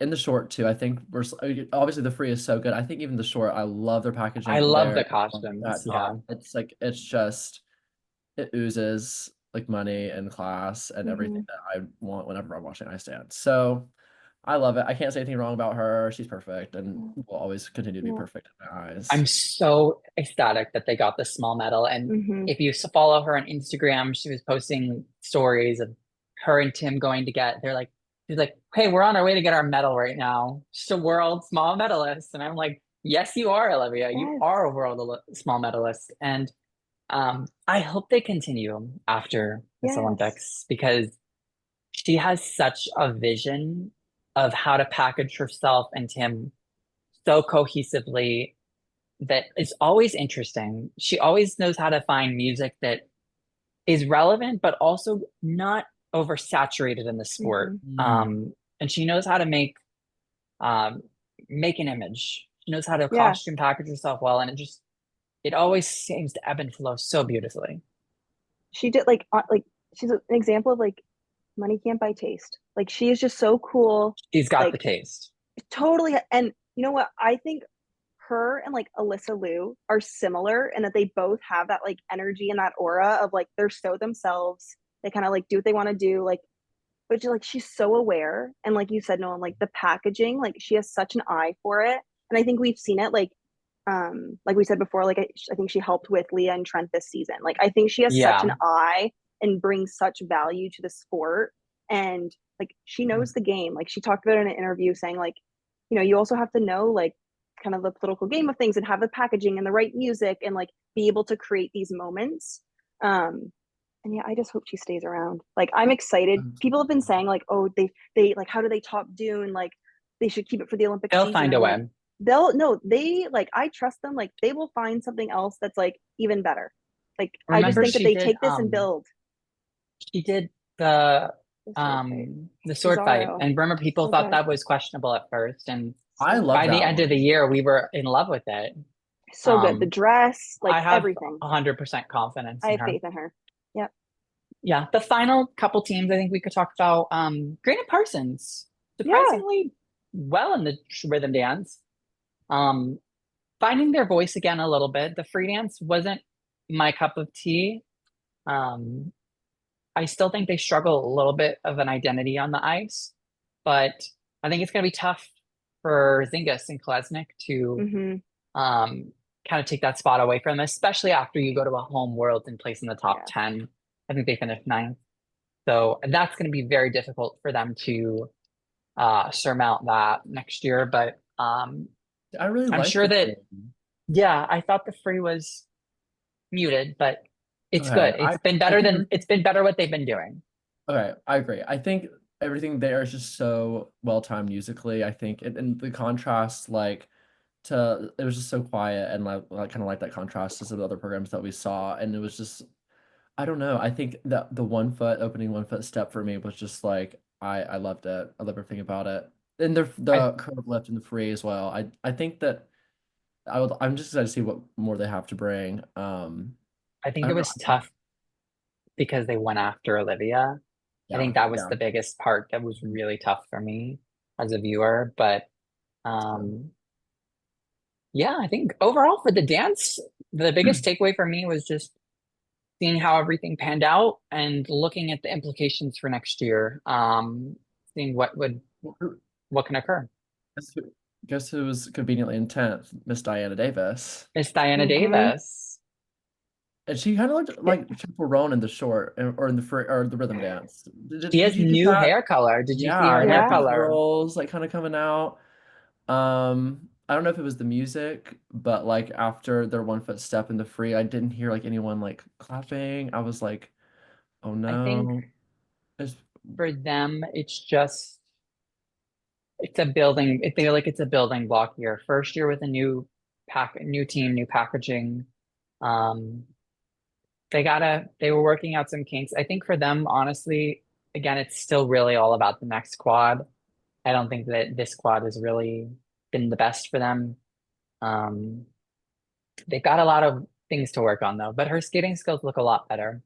Yeah. So And I think Yeah. just because I feel like we'll get hate if we don't talk about it, about Christina and Anthony. Like, I think they kind of really rose to the occasion. Oh, yeah. You know, I think they had help being on home ice. Like, they were fifth, I believe, overall. yeah, But yeah, like, kind of really rising to the moment. I think the crowd was really behind them. Mhm. But yeah. The quick footwork in the short or in the rhythm dance is really impressive to Mhm. me. Then I think they have the best twizzles of the event in the free. I love they're love seeing Maddie and Scott with them. It's just like it gives them everything. the thing about them is they're always very well trained. They're kind of like a Mai Mihara of dance, where they're going to go out there and you know they're going to land every single jump. Mhm. It's very proficient, very Reliable. precise, very clean, reliable. May not like excite you artistically, but they put the effort into it still to make an attempt. So yeah, I thought I thought the dance event was very good. Yeah. And then wrapping up into our final event, our final discipline was the men. The men. Kind of a hot mess, but also kind of good at the same It time. honestly, it was great. Like, I feel like it was the schedule. There were like, moments. there were definitely moments, and I think that honestly, the men's event, like the free skate, was really, really good. And I feel like Yuma kind of like that momentum, like obviously it irked it a little bit. But I think like the men's event was honestly like the women mend a bit more than the men typically They do. did. Yeah. So overall, like, what are your guys' thoughts on it? Where do you want to start? There's a lot of men to cover. There's Yeah, a should we lot of start men to from the cover. bottom? Well, Well, I we would can start start from with the bottom. Let's start from the I Okay. would bottom. start with my underrated king, Adam Hagara. He was like what, Okay. 16th? I don't care. I love him. His We love him. transitions are so, so good. I could watch it all day long. And considering like he's doing the same technical content as Jason, granted Jason, has the packaging Jason. and the skating skills to back up his scores, but I think that like I would love to see him higher here. I think that he's so underrated. I love the short um on him to oh gosh, what is that music called? It's like I added it to like my Spotify playlist immediately. Gosh, Another Love. So good. I It's so think for him, he does skate very young. Mhm. And there are some proficiencies in the technique when you look at it. The triple flip and the triple lutz, he does have that hammer toe into it. And that definitely is a It's bit of a detraction for the judges in the GOE, but the knee he slide does into it skate though. It young. cancels out. It has to cancel out. Yeah, his projection is just a little muted There's because he's there's still young. room He's to young. grow. He's There's still Right. room to 17. grow. No, He's just at so the junior true. Yeah. worlds. So Yeah. I'm just preparing for he like the did he did get the spot for Slovakia, so parabens to him. That's We're very great. happy. Yeah. But let's start with the Italians. Okay. Grassel and Memela kind of underperforming on what we Mhm. thought. I think going into it that both of them would. Grassel looked like he was really struggling with the toe jumps on the lutz specifically, falling on it in the short, popping it in the long. I think his scores also came back to reality a little bit in Yeah. terms of PCS and everything, but I think that has to be disappointing for the two of them because I think they both really actually had a shot at getting 3 spots for Italy for next year. And now they're just again holding 2. So Yeah, and I think that'll make it a really interesting conversation just like heading into the Olympic season. Like, there are quite a few Italian men kind of up for those spots.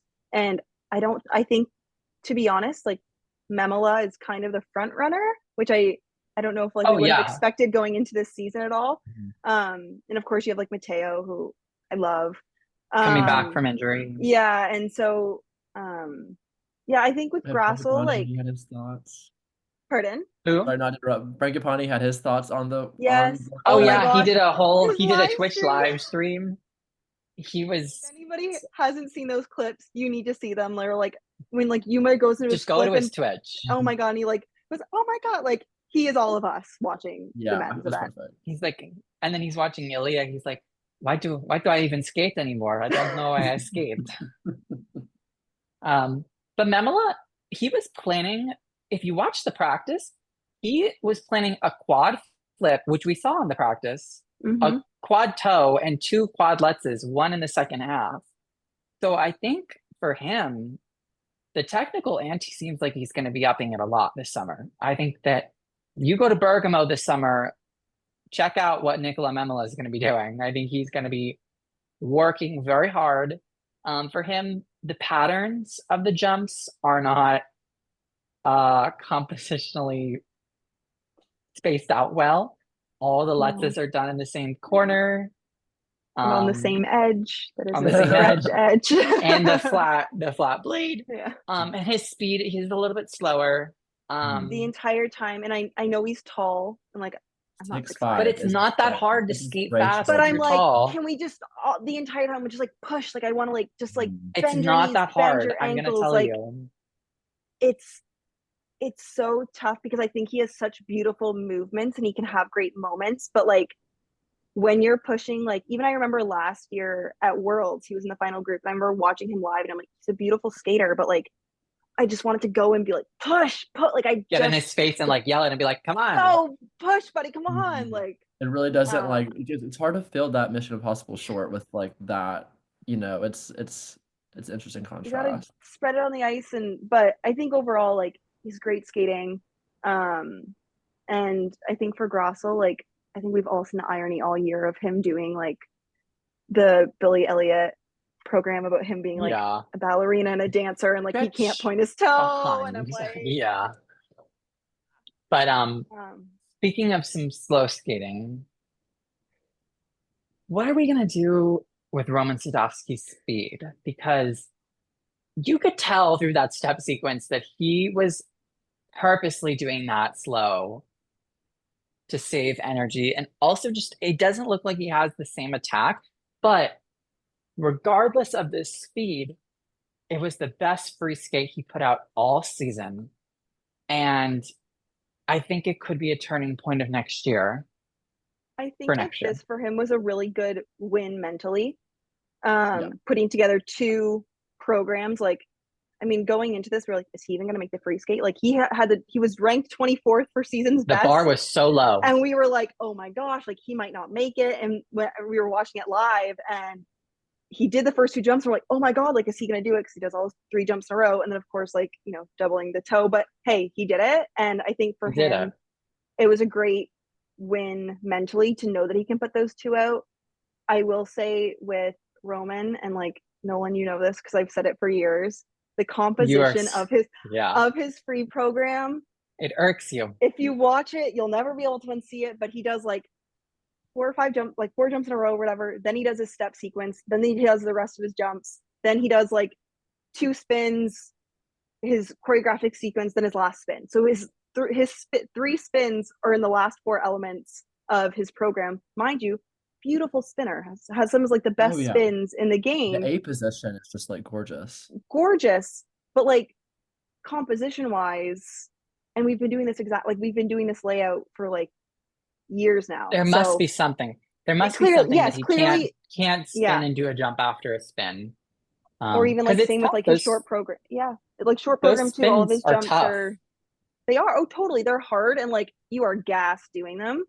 But even like in the short program, not doing a jump in the bonus, like doing all of his jumps back to back to back. He's losing points. Yeah. He's losing points, but also at the same time, do you have to weigh that of having to do those 3 jumps in a row because it's better to get them done and at least do them versus not like being able to do them in the second half of the program.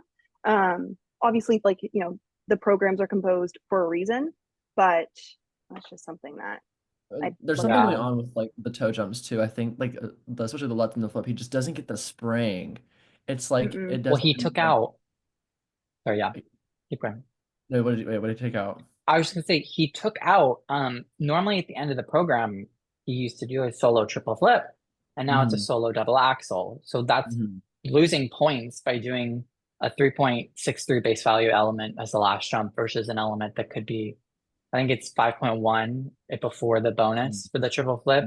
So think about like 5.7, probably around what the 10% extra maybe would be. But Right, yeah. he's losing about 2 points in the base value, but you have to factor what is more consistent. Are you going to land the double axel or are you going to land the triple flip? Like that triple flip, he always seems to go down on it too when he does it. And then So the edge is also really gets the edge call as well. That's just I don't know why he doesn't like he's not like vaulting. He's like I think he's rotating on that pick. he's never been a great toe jump skater. No. I wouldn't say he's a natural jumper though. The jumps, lines all the are- jumps are a little questionable. But you know what? Um, He did his job, and like good for him He that did his like job. he went out there Got and the he did it, spot. got the spot. I think it also proved something to himself too, Mhm. into the federation, and good for him. I Yeah. think somebody else that really like proved himself and really shined was Dennis. I think that he had Yes. such a great moment in the free skate, and when he's able to just like go out and perform, like it's beautiful. Like the audience loves him. Like he's such a skater, and so I think that was definitely a highlight for me too. I mean, for him, like the judges went with him on the Mhm. skating skills, the steps, the choreograph. He got +5s on like a level 2 step, which I love. He finally did that triple loop at the end of the program, which has been such an issue for him all year. I thought I wrote down it was the free skate of the night for me. Totally, yeah. I think maybe one quad is where we stop. I think one quad is good enough for Yep. for him. I wouldn't think two is pushing it, but I think he did a good job. Mhm. Um, I agree. I think for let's- another, let's say Yeah. another European boy to talk about, our favorite, Lucas. Lucas, Lucas. Yeah, not Which his- he couldn't keep his ass off the ice. Yeah. He but couldn't keep his ass. And I saw a video during Worlds that the reason he cut it is like he was the beautiful knee slide that Adam does during his short program in place of the backflip. They were like doing it at like Art on Ice, and that's how he cut his ass. Like, what a way to go down, honestly. Like, also, how infected was like what was that ice in the ice that was like? I mean, if you're like practicing all day there, like there's caca, like I don't, Yeah. crazy. I thought for him, I love his short program, the sign language program. Mhm. I thought a good attempt. You know, he wasn't 100%. There wasn't, he obviously was not 100% after that injury. He wasn't peaked, but he pulled in on pretty much everything except that second quad toe, and then doubling out on the final flip. But for him, I think this year was good. He had some highs, he had some lows. He was battling injury in the fall, got back and peaked for Europeans, did fine at Worlds. There wasn't really a second Swiss man that I think we needed to see at the Olympics. So I think for him, there wasn't a ton of pressure to go out there, but he did what he needed to do, and I think he'll make some great strides for the Olympic season. So Yeah. And just because you brought it up, it just made me think, for Latvia, it was the first time they qualified 2 Olympic spots, 2 spots for men. So I thought, like, Derek Kalish. yeah, that's awesome. That's great. So that was great for Latvia. Mhm. Also, I'll be saying so- two. Sorry, No, two you can George go. fans. At the next. Oh, was he? Yeah, 'cause Well, we we'll had- see. We'll see, depending. But They need Oh, to, like, is if it- qualify. I don't know if there is another man that Maurici could go Yeah. if he Well, wanted Maurice, to. he came out of retirement for World Team He Trophy. did come out of he could go if he really wanted to do it. He can go to another Olympics now. But I forgot about that. Yeah. I was gonna say, speaking of people that kind of are the definition of locking in when they need to, and when the USFS needs to. You got Isabel Olivido and you got Jason Brown coming and really just saying, I'm old, but I can land all my jumps. And some of these other young guys cannot land their jumps. You know And what? he almost sealed the deal. I think he did seal the He deal. I did. think we all Yeah. owe him an apology, him and Isabeau collectively. I think we all had our doubts. Mhm. And Jason just went out there and he just was Jason. Like, the free program was beautiful. The short hasn't been my favorite all season, but he went out there and that free was just like quintessential Jason, just beautiful. And what I love also is that like he stood up for himself in the press. Like he was like, He did. He listen, said, "No, people called me old." he was like, I have always done Me. my job. I have gotten the US 3 spots at the past 3 Olympics. And it was because of him. And then like Nathan and like Not Ilia and whatnot. Torgashev. No. And Diva he went out down. there and he did his job. And I think that this cements his spot for the Olympics. Again, pending anything crazy. I also think it further solidifies his spot for the team event. And I would love to hear Yeah. your guys' thoughts on that. Mhm. And I was gonna say he was first in the PCS at this event, And Yes, thank which I God. agree with. which And we'll thank get to this God. when I agree. We'll get into But this when we talk about Ilia. But he was only 1 point above Ilia for PCS, Yeah, which well, that's he was not in real. the third group, but yeah. I'm just saying, and like For being in the third group, I was impressed. I was taking beautiful. taking the small win. I was taking that small win for us. All I really have to say about Jason, I didn't love either program this year. It wasn't. I'm gonna say like I know that it's a pre-Olympic year and he's probably saving the ideas for next year, but I mean he really just clutched up. I don't think there's not that much to say because he just went out there and he hushed everyone. Like it's almost to the point where we're just like, wow, like there's nothing to say. Like he went out there, he did it, he got his spot. But someone who didn't do their job and really open the door would be Mr. Andrew Torgashev. That door is very open now for Maxim Naumov if he wants to skate next year. Jimmy Ma, even Camden, I guess. Yeah, But yeah. Is the junior? What is his name? Yes. Patrick Oh my God. Blackwell, No, the one who Grand Prix won Junior Grand finalist. Prix final. Jacob Sanchez. Lucas Broussard. Oh, yeah. Yeah. I was thinking Yeah. Lucas Broussard's coming back next year too, but yeah, Jacob needs a quad, but there's a lot. There's about 5 or 6 men that, excluding Andrew, are kind of in lux right now. You got to see how they pan out because that spot's open. I agree. Disappointing for him though. That was tough, and like it's one of those skates that you just want to get off the ice and like to feel that and to like be on home ice, and like that was a tough watch. And I'm happy that like Raph was there with him. It was like nice to see Raph be like comforting. I thought that was like nice. Yeah. And yet nobody wants to skate like that on home ice. Nobody wants that. No. But I don't think that it doesn't take away from the season that he's had. Like I think this season has been so strong for him.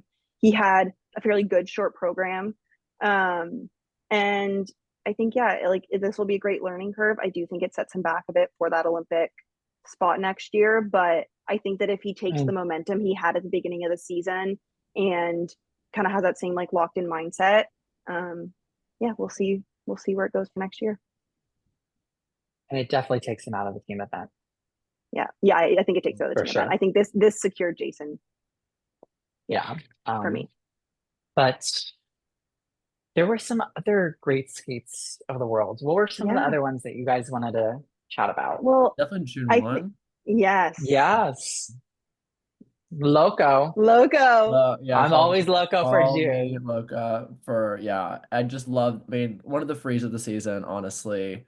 And the way that just like the shots from this World Championships with the ribbon. Did you see like the pictures on like all in his face, like everything? Oh, it was perfect. The ribbons, his hair, like God, he's beautiful. So a shame on he got a haircut for World. He did get he does clean up for the for that. What did he? I know the short wasn't. It was the Imagine Dragons. I think that we can get rid of that. I think we can ban Imagine Dragons from skating. I think it's fine. Like we don't need to hear it anymore. It's okay.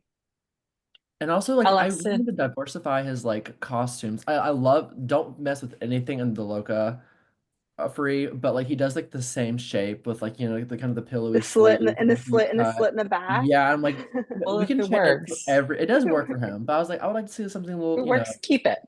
Right. Okay. Fine. If it's not broken. I was gonna say, if you really think about it, he was too jump. He is also in the Nina Petrokina thing. He's 2 jumps away from being a medalist. I think Mhm. even potentially silver. That triple axel in the short, he would have been around 94, 95, 96.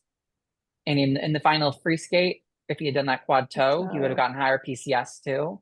Why does he not It's do 2 Sao cows in the free? well, this is what I'm gonna say. I think he needs to add that second quad sow. The problem though is he doesn't do a good toe combination. Mm-hmm. He's not a good toe jumper at all. Even like as the second part of the jump, he struggles with that a little bit. So the combinations, he'd have Mm-hmm. to do like a triple sow, I think you do like the quad triple Sao. or quad Yeah. sow triple loop or something, which that's ridiculously hard. that's Or I think quad axle, keep the Lutz double loop. axle. Yeah, keep the Lutz loop, do quad cellular, triple Sao, and then have the axle combo And then after an that. axle combo. I But think that would work. Mhm. yeah, I think it's tough. It's got to be difficult for him, but he has to do it. I think if he wants to be in it, I think he has to do it. Because his PCS is right up there. His presentation's Mhm. fantastic. He's made the strides this year, but if he wants to leave that, I have written down, if he wants to leave that 5th through 10th place area, you have to have that third quad and you have to have a breakout performance and do it consistently. I think the consistency is the problem because like you need to like the judges want to go for him. Like you can tell the Mhm. judges like him. But I think it's that you need to, in order to like really make your way into that upper echelon group, you need to like consistently prove time and time over again that you deserve it. And like that'll give the extra little boost in like in any of the GOE and in the PCS, like having that consistency. I think that's where he really needs to find that stride because he can be a bit up and down. And he does tend to peak in the second half of the season. We just have Yeah. to threaten him with military exemption every skate. Yeah. Yeah. And that's how he's gonna get the Olympic Yeah. medal. We should come up with more things for him to skate for. Moving on to the Frenchmen. The French. Both Adam and Kevin, the French were kind of up this event. Fourth They were. fourth and fifth, I believe. Yes. Overall. That's crazy. Fourth and fifth for Adam and Kevin. Could you have predicted this? I guess Boston is Allen, Texas, I guess. Yeah. I literally, for Kevin, all I have written is God bless America. Like this, God bless this America. was a home. This was a home world for him. Like and when he's on, and you're just like, your heart is just so open with him. And yeah, I was so happy for him. Like, yeah, I have in my notes. amazing. He's up there with like Jason Brown level, like skating skills and transitions and all of that. Like, and he's so. I know it's not everyone's cup of tea. I've heard a lot of people say like, why does he get so emotional after these frees? I love. That's I'm what here for that's it. what I log in for. Like, I want to Yeah. see your heart on You your want the sleeve like drama, that. know? I want the drama. And like, it has to feel good. It feels good for the viewer. It feels good for him to watch, him and his coach like have that embrace and like that win after such, 2 really kind of rocky seasons in a row. He deserves You it. want to see someone care about what they're doing. Totally. Exactly. And like we're human too. Like I think as viewers, you get tied to people when you do have that emotional connection to somebody, and to like see somebody out on the ice, like just lay it all out there. Like, of course you're going to be drawn to them. And then I think that also even like just continues in like being fans and like, oh my God, I remember this guy and how emotional he was and how much I connected to him. Like, oh, I can't wait to see what he does like next season, or you know what I mean? Like, I think that creates that fanship and like viewership. And I'm just like great, happy for him. Absolutely. I He mean, went back to the old short. Yes, which I think was which really was beautiful. a great sentiment for yeah. the environment in the US. Sure. Oh, I forgot it was a tribute. My bad. Yes. But I mean, now we're gonna see Adam at 300%. We're gonna see that dying at 300% at the World Team Trophy. We need to like call a medic. Like, he was down there, and then like the heartbeat comes, and I'm like, yeah, this is the most Benoit thing ever. And Kevin had that little pause too. Yes, he also went down on the ice. I think I tweeted like, I was like, Frenchmen love a little smoke break in their free skates. Yeah. Enough time. They really do. Enough time for more than one. They like to take some time. Yeah. More than one sig, you know? Yeah, yeah, very, very Parisian, very French of them. Yeah. Ugh, I loved it. It was great, and I think his short program this season when he went back to it for Worlds, I feel like like it's one of the most beautiful short The knee programs. slide is so Is gorgeous. and like he does that because of his injury. He did that instead of the backflip, and I just think that was so much more Better. like so much better. And I think that's an example of like doing a backflip to just like for the sake of doing a backflip, but like that fits so much better with the music and it got the crowd and like that was just like a beautiful moment. And I don't think that his short program this season it ever actually like was able to be skated to the level that it deserves to be skated at. And I know like he's had injury and stuff this year. But and like the free skate, like that was great. Like up until that last axle, like I was rewatching and I was like, oh my God, I forgot he fell on the last axle because it was just such a good Yeah. program. And I think like because it was so good, I was like, oh my God, of course, like I forgot he fell because it was so good. It was like Yuma last year in his free skate. So happy for him. I mean, the reckless abandon, like, when it works in his favor, it works. I love, when it Yes. comes in. Like, the short is always, his, like, the one he has to lock in for. But, he knows how to dig himself out of that hole. Like, he's done it last year at World, do it again. He loves to dig himself out of a hole. He really does. So Mr. Kagiyama did dig himself into a hole with the free skate though. And I think there's some sort of I've said this, but I think there's a mental hang up on that quad flip. And I think that is what kind of causes him to spiral and lose confidence midway through that performance because there were so many points left on that table. Over 17 base value points were lost on the quad flip, the triple toe that he missed, and a missed triple loop combination at the end. Sick. So he did one combination that entire program. He did two, but yes. Oh, he did two. Okay, sorry. He did the triple flip single toe. Okay. It was the single toe. Sorry, you're right. Yeah, that's not really a combination, but yes. No, I remember Gabriel Fragapani's reaction to that as well. He had not seen it. He was like, "What is this? What is this?" But when you do that, you pick and you just sort of you're out. You can't. Well, the Sao didn't seem on for him either. His money element didn't seem like super secure, even though in practice it looked really good. It's been off all year. Yeah.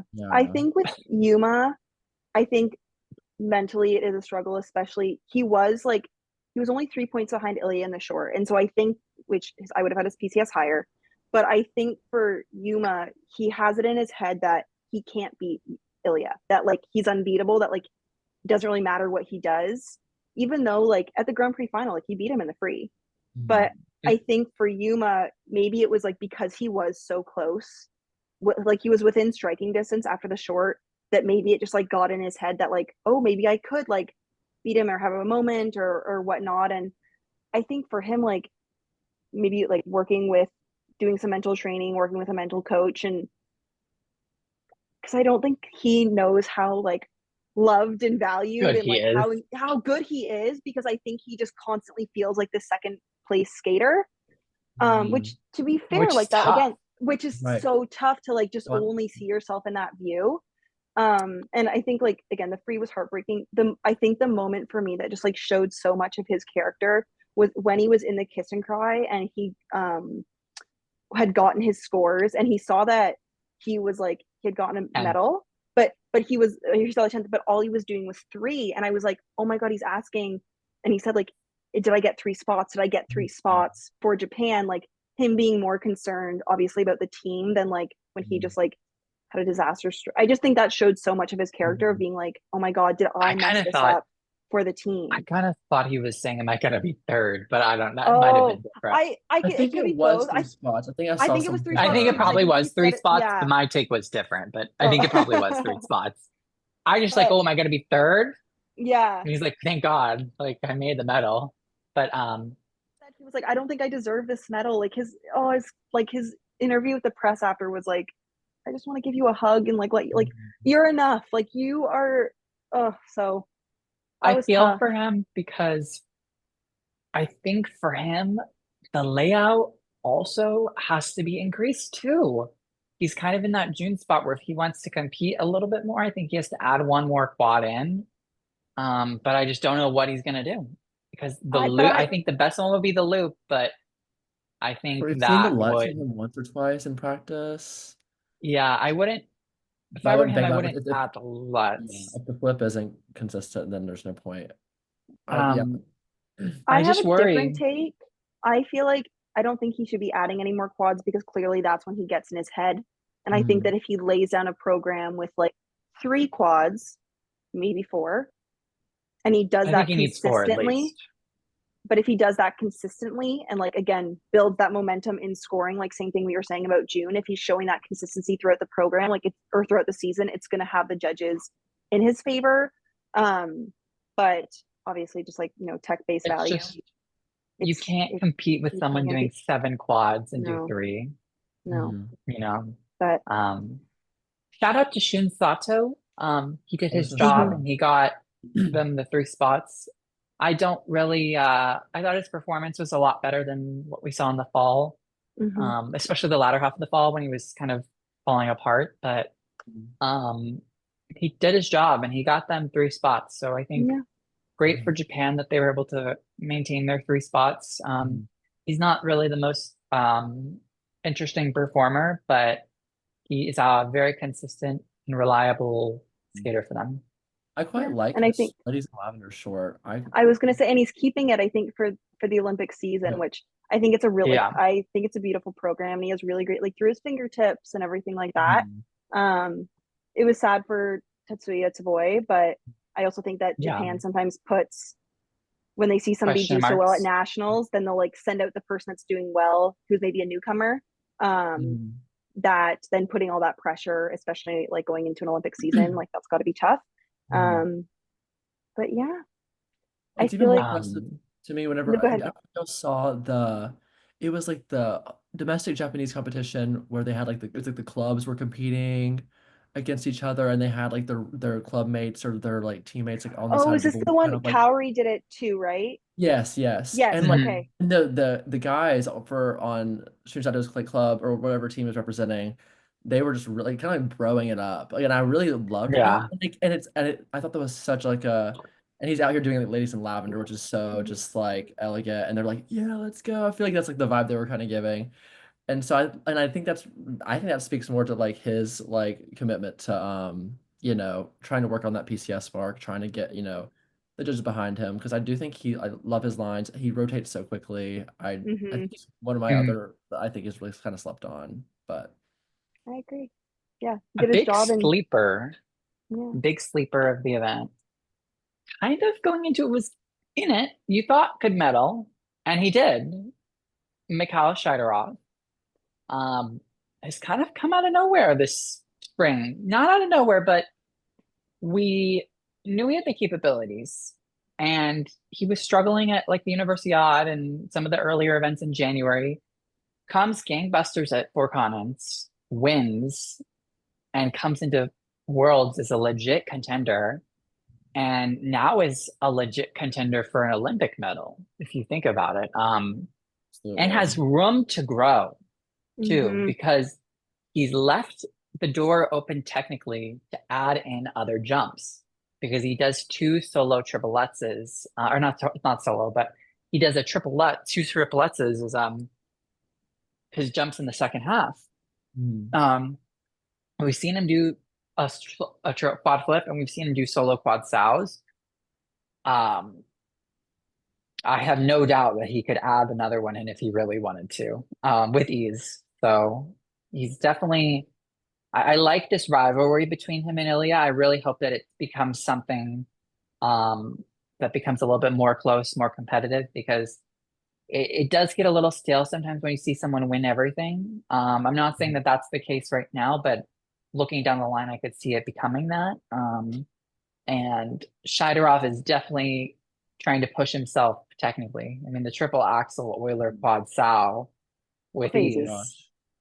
Well, he's only I doing one mean, triple axel free, and like I want to see him do another because the length he gets on that yeah, he only does is one. Mhm. just gorgeous. And so if we could replace one of the Lutzes or the triple loop with, another axle that's already, another 2 or 3 points. Yeah, I mean, there's he just was a lot of points yeah. left on the table for him. He was probably the free program of the night for me.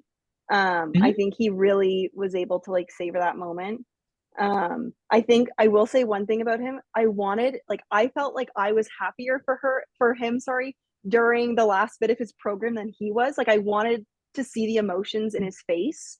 Like he was still very like, I think maybe in his head a bit, maybe he didn't even realize like the moment he was creating. But I wanted him to just like kind of like, I'm like, just emote a little bit more, like look at like you are going to be a world medalist. And I think then we saw it at the end of the night, like I wrote down like he almost had like his Ashley Wagner moment of like falling, and I wish they caught that on the camera angle of like falling at the end of the program. But yeah, he's just like, I love him, and I think he's great. And something I love is Dennis 10 is probably one of my all-time favorite skaters, and there's been this season so many parallels with him and Dennis, like with like winning 4 continents, and it was like I think like 10 years almost to the date, and then him medaling at Worlds was also like very close to when Dennis did it. And so it feels like there's these really beautiful parallels between the two of them, and he's like said that in the press of like, you know, honoring him and you know, wishing that like he was here to be able to see all this. And so I think that also just shows an example of in nations that don't necessarily have the same like skating background or following or things like that, by having a skater that is at the top, and how that influences the next generation to really build the sport in the country. It just makes me happy. It's so It's wonderful. it's a feel good story. Yeah. Well, Yeah. a feel good story. You got to talk about the champion. Who only did 6 quads. Yeah, Oh God! I mean, why Only do we even 6? care? Why even do show we care to up? watch? Why would we care to watch if you're only going to do 6 quads? I mean, come on. Crazy. I don't even want. Why did I have to pay Peacock to watch that? Well, at least you didn't have to pay his Ilia AI chatbot. Oh my God. Yeah, Ilia, where's my refund? Because I only got 6 quads. But with that was so weird. Like, what's going on with that? Is that still running? Like, I have I don't want to check. Nobody wastes their money on that. I do want an Ilia hoodie though, with the protocol still. Like, I still want the hoodie. They talked about that on the Today Show. Oh, did they really? Yeah. She was like, Like, I forget who the interview was like. Yeah, you have a hoodie with like all the jumps, and then Alyssa was beside him, like laughing about it. And I was like, I'm sure. I would be laughing too. I'd be like, yeah, he does have a hoodie. I love her. But it's so stamina. I would wear a hoodie. The stamina to do all of those jumps is actually crazy. He finally didn't look gassed at the end of the program too, after doing all the quads. So I have to agree with Chris. Whenever he said they gave him the cube on the axle, and I was like, oh, I don't think that was. I think other jumps, yes, fair, deserve the cube, but the axle, I was like, I thought that was one of the better ones of the season. Yeah, me too.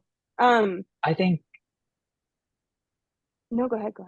I was just gonna say, for me, it just kind of seemed like he was testing out what layout he's gonna do for next year. Honestly, though, for one thing, the quad Sao triple axle at the end of the whole year has always been a little forced on that second combination, that second jump. I really would like him to just land a jump, like a beautiful jump at the end, just to kind of be like ended on a bang, and it's always kind of ended on like a bloop, like a little bloop on that, like a little step back, and and I don't know, I just have it in the first half. Yeah, he could. He doesn't need to do it in that second half. He could do like a quad toe at the end of the program. Casual. That's just the one minor thing, but his swagger is so impressive too. I was gonna say the confidence. The walkout was like when you I was like, okay. XDX quote someone tweeted, it was like you walk like a bitch when I was 10, someone said that. That was so good. Yeah. He rocks out with that swagger, and he knows he's the winner. And you can't teach that. Like, that is something you can't teach. Like, that is something, that is intrinsic.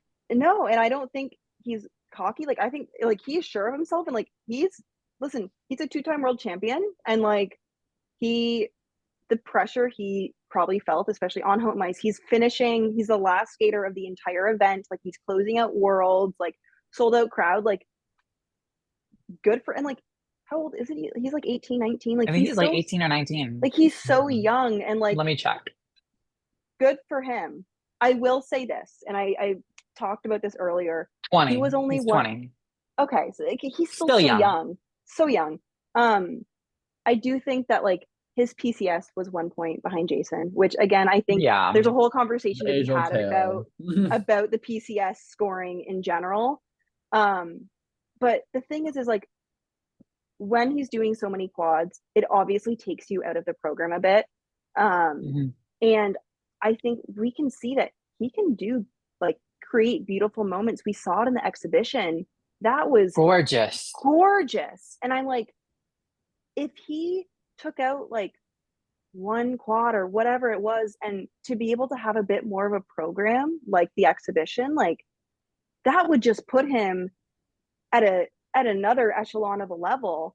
And yeah, well, I've seen people are like saying that might be his Olympic free, which if that is, I know that's very overused music, but I'm interested in if he wants to do that as his free skate. I thought that he brought some sort of element to that music that I haven't seen from someone before.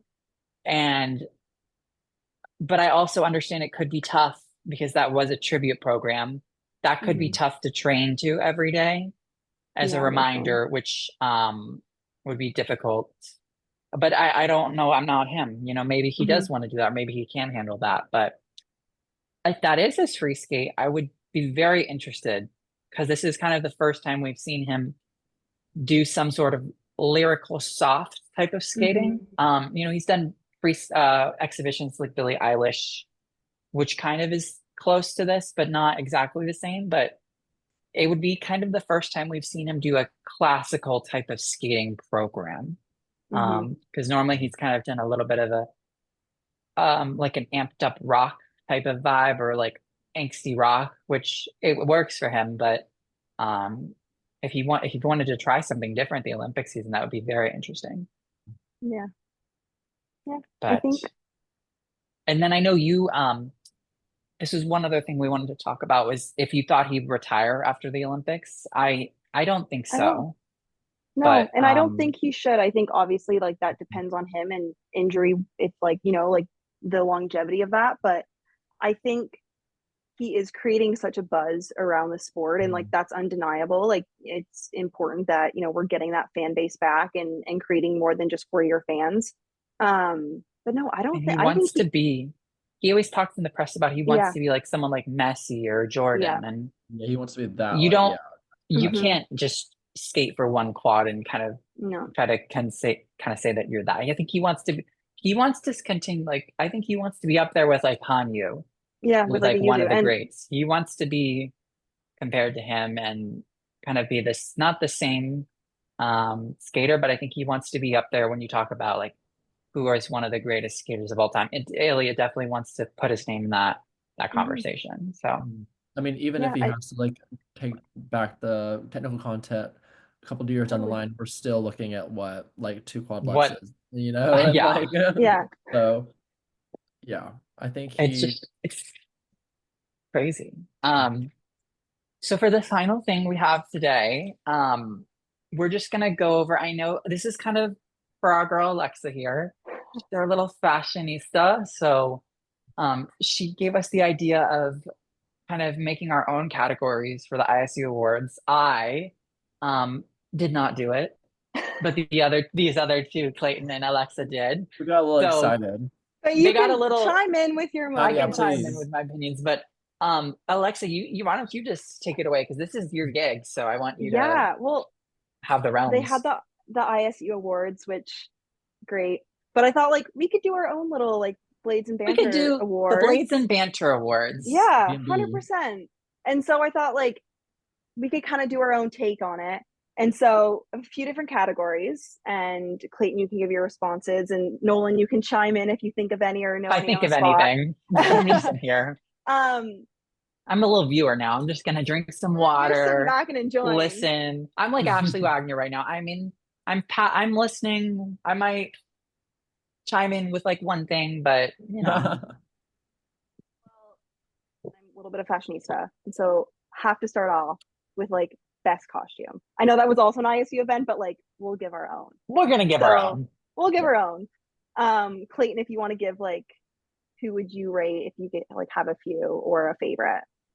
I mean, if we're excluding Olivia Smart, I think I would have to say I would say I have to pay Pinzerone. I mean, the back course. and I love the Paul's backless suit. Mm-hmm. I Mm-hmm. think the two backless red numbers from those two, I think, have to take it if Olivia's excluded, of course. Well, I mean, like Piper should have just worn that dress. That would have been like gorgeous. That would have been a good. That would have been good. Well, I had 3 because I couldn't Oh. pick. So the one You got a podium for everyone. I had a podium. So Nina Pinzeroni, obviously that red dress Of is course. just like the cut, the way that like there is nothing on the back. So the way that that dress is constructed to be able to stay on, like insane tailoring, great work. Another one was Phoebe Becker, her short program dress to like the Beatles costume. Like the embroidery was gorgeous. It was all like floral. It was like white with like colorful florals on it. Loved it. And then my last one was Andreas Norback. I love him. Like you said, you're underrated skater in the men's event. He was mine. His short program costume, the front was like this like black turtleneck with some mesh, and then the back was like beautiful beading and gorgeous. So that's my podium for best dress. Nolan, do you have any's? I'll put you on the spot if you have any in the moment. I'm good. You keep going. You're good? Okay. Yeah. I'm just listening. The next one is the most underrated program of the event. Okay. So I already touched a little bit on my man Adam Hagara, our king. Yeah, you love him. I don't know. I just like I think there's just so much room for him to grow, and I just see it like I'm like that's just I don't know, that's a skater that I'm excited to follow and see get better. But I just love that short on him. I also said Shun Sato Ladies in Lavender, I think is so underrated. And then the Julia Souter Tango short. Very so underrated. Good. I agree. Very underrated. Agree. That was such a moment. Yeah, I like that. I would say for me, probably Lucas's short, the sign language program. If you have time, I would go back and watch the step sequence. His loops in the steps are so beautiful. His body movement, the arrangement of movement is just fantastic. Yeah, I'm gonna go with that for me. I love that. Mine was also my like underrated king in the men's event, which was Andreas Nordback. Great short program. The David short program Wilson. was so good, like so good. Third category, they introduced the jumbotron, and like I feel like we didn't touch on that when like the skaters. We didn't mention it because we weren't there, so I think we kind of forgot. But gave the little quotes the message to the audience. So, your favorite jumbotron message to the crowd? What did Lala say? I forgot what he wrote. Hold my beer. That was pretty funny. That was pretty funny.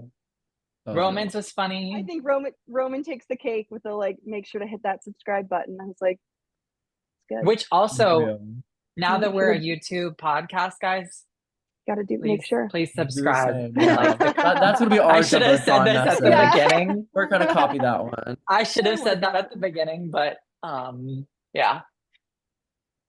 Okay, and the last thing, what was your like moment of the event? What the hell? What the hell? I feel like that was everyone's moment, right? Like, yeah, Alysa, if that wasn't your moment, I don't know what was. I had some friends, like I was sitting around to my friends, and they're like, "What is that on her teeth?" And I was like, "That's actually a gum." Those are her gums. Yeah. I had like my mom's friends asking me, like, "Oh my, who is this?" And I'm like, "Who is this girl?" Mom's friends are asking me about skating. That's how you know that skating is like making it mainstream. Yeah. I mean, my mom was watching her on the Today Show, so like that is something that you just you don't see a lot. Lightning in the modern bottle. day. It was perfect. It was It was perfect. perfect. And that was such a great moment at Worlds. And I think for that, I think we've accomplished our inaugural podcast, guys. I just want to say thank you to you both, Clayton and Alysa, for coming on and chatting with me. And thank you all on Twitter for kind of giving me the confidence to do this. I am so appreciative of everyone who has been here and supported me in any way. And I'm so happy that you guys were able to come on and chat. Moving forward, we're going to have a couple podcasts. We have a couple more left for the year. World Team Trophy will have two. And then I think at the end of the year, we're going to do a general outlook of the season and the implications. And we'll talk about like the Chinese Beijing event and likely who we'll see there and what that could mean. And yeah, is there anything else you guys want to say? No, we're good. Thank you. Thank you Thanks for having us, Nolan. Yeah. Yeah, thank you guys for coming. And I just want to say, I hope everyone has a great Sunday. I'm gonna post this today, so you'll be seeing this today. Happy yeah. White Lotus. Happy White Lotus. Comment below who you think is Finale. gonna die. Or die. I'm taking my money's on Chelsea. So. I think Chelsea too, but that fruit tree, man, something's gonna be in that I know smoothie. what's gonna happen to the tree. I don't know. Is Shritala gonna go back to the hotel and like mess with Rick? I don't know. But thank you all. And this has been Blades and Banter. We will see you next time. Bye, guys. Bye, guys. Bye.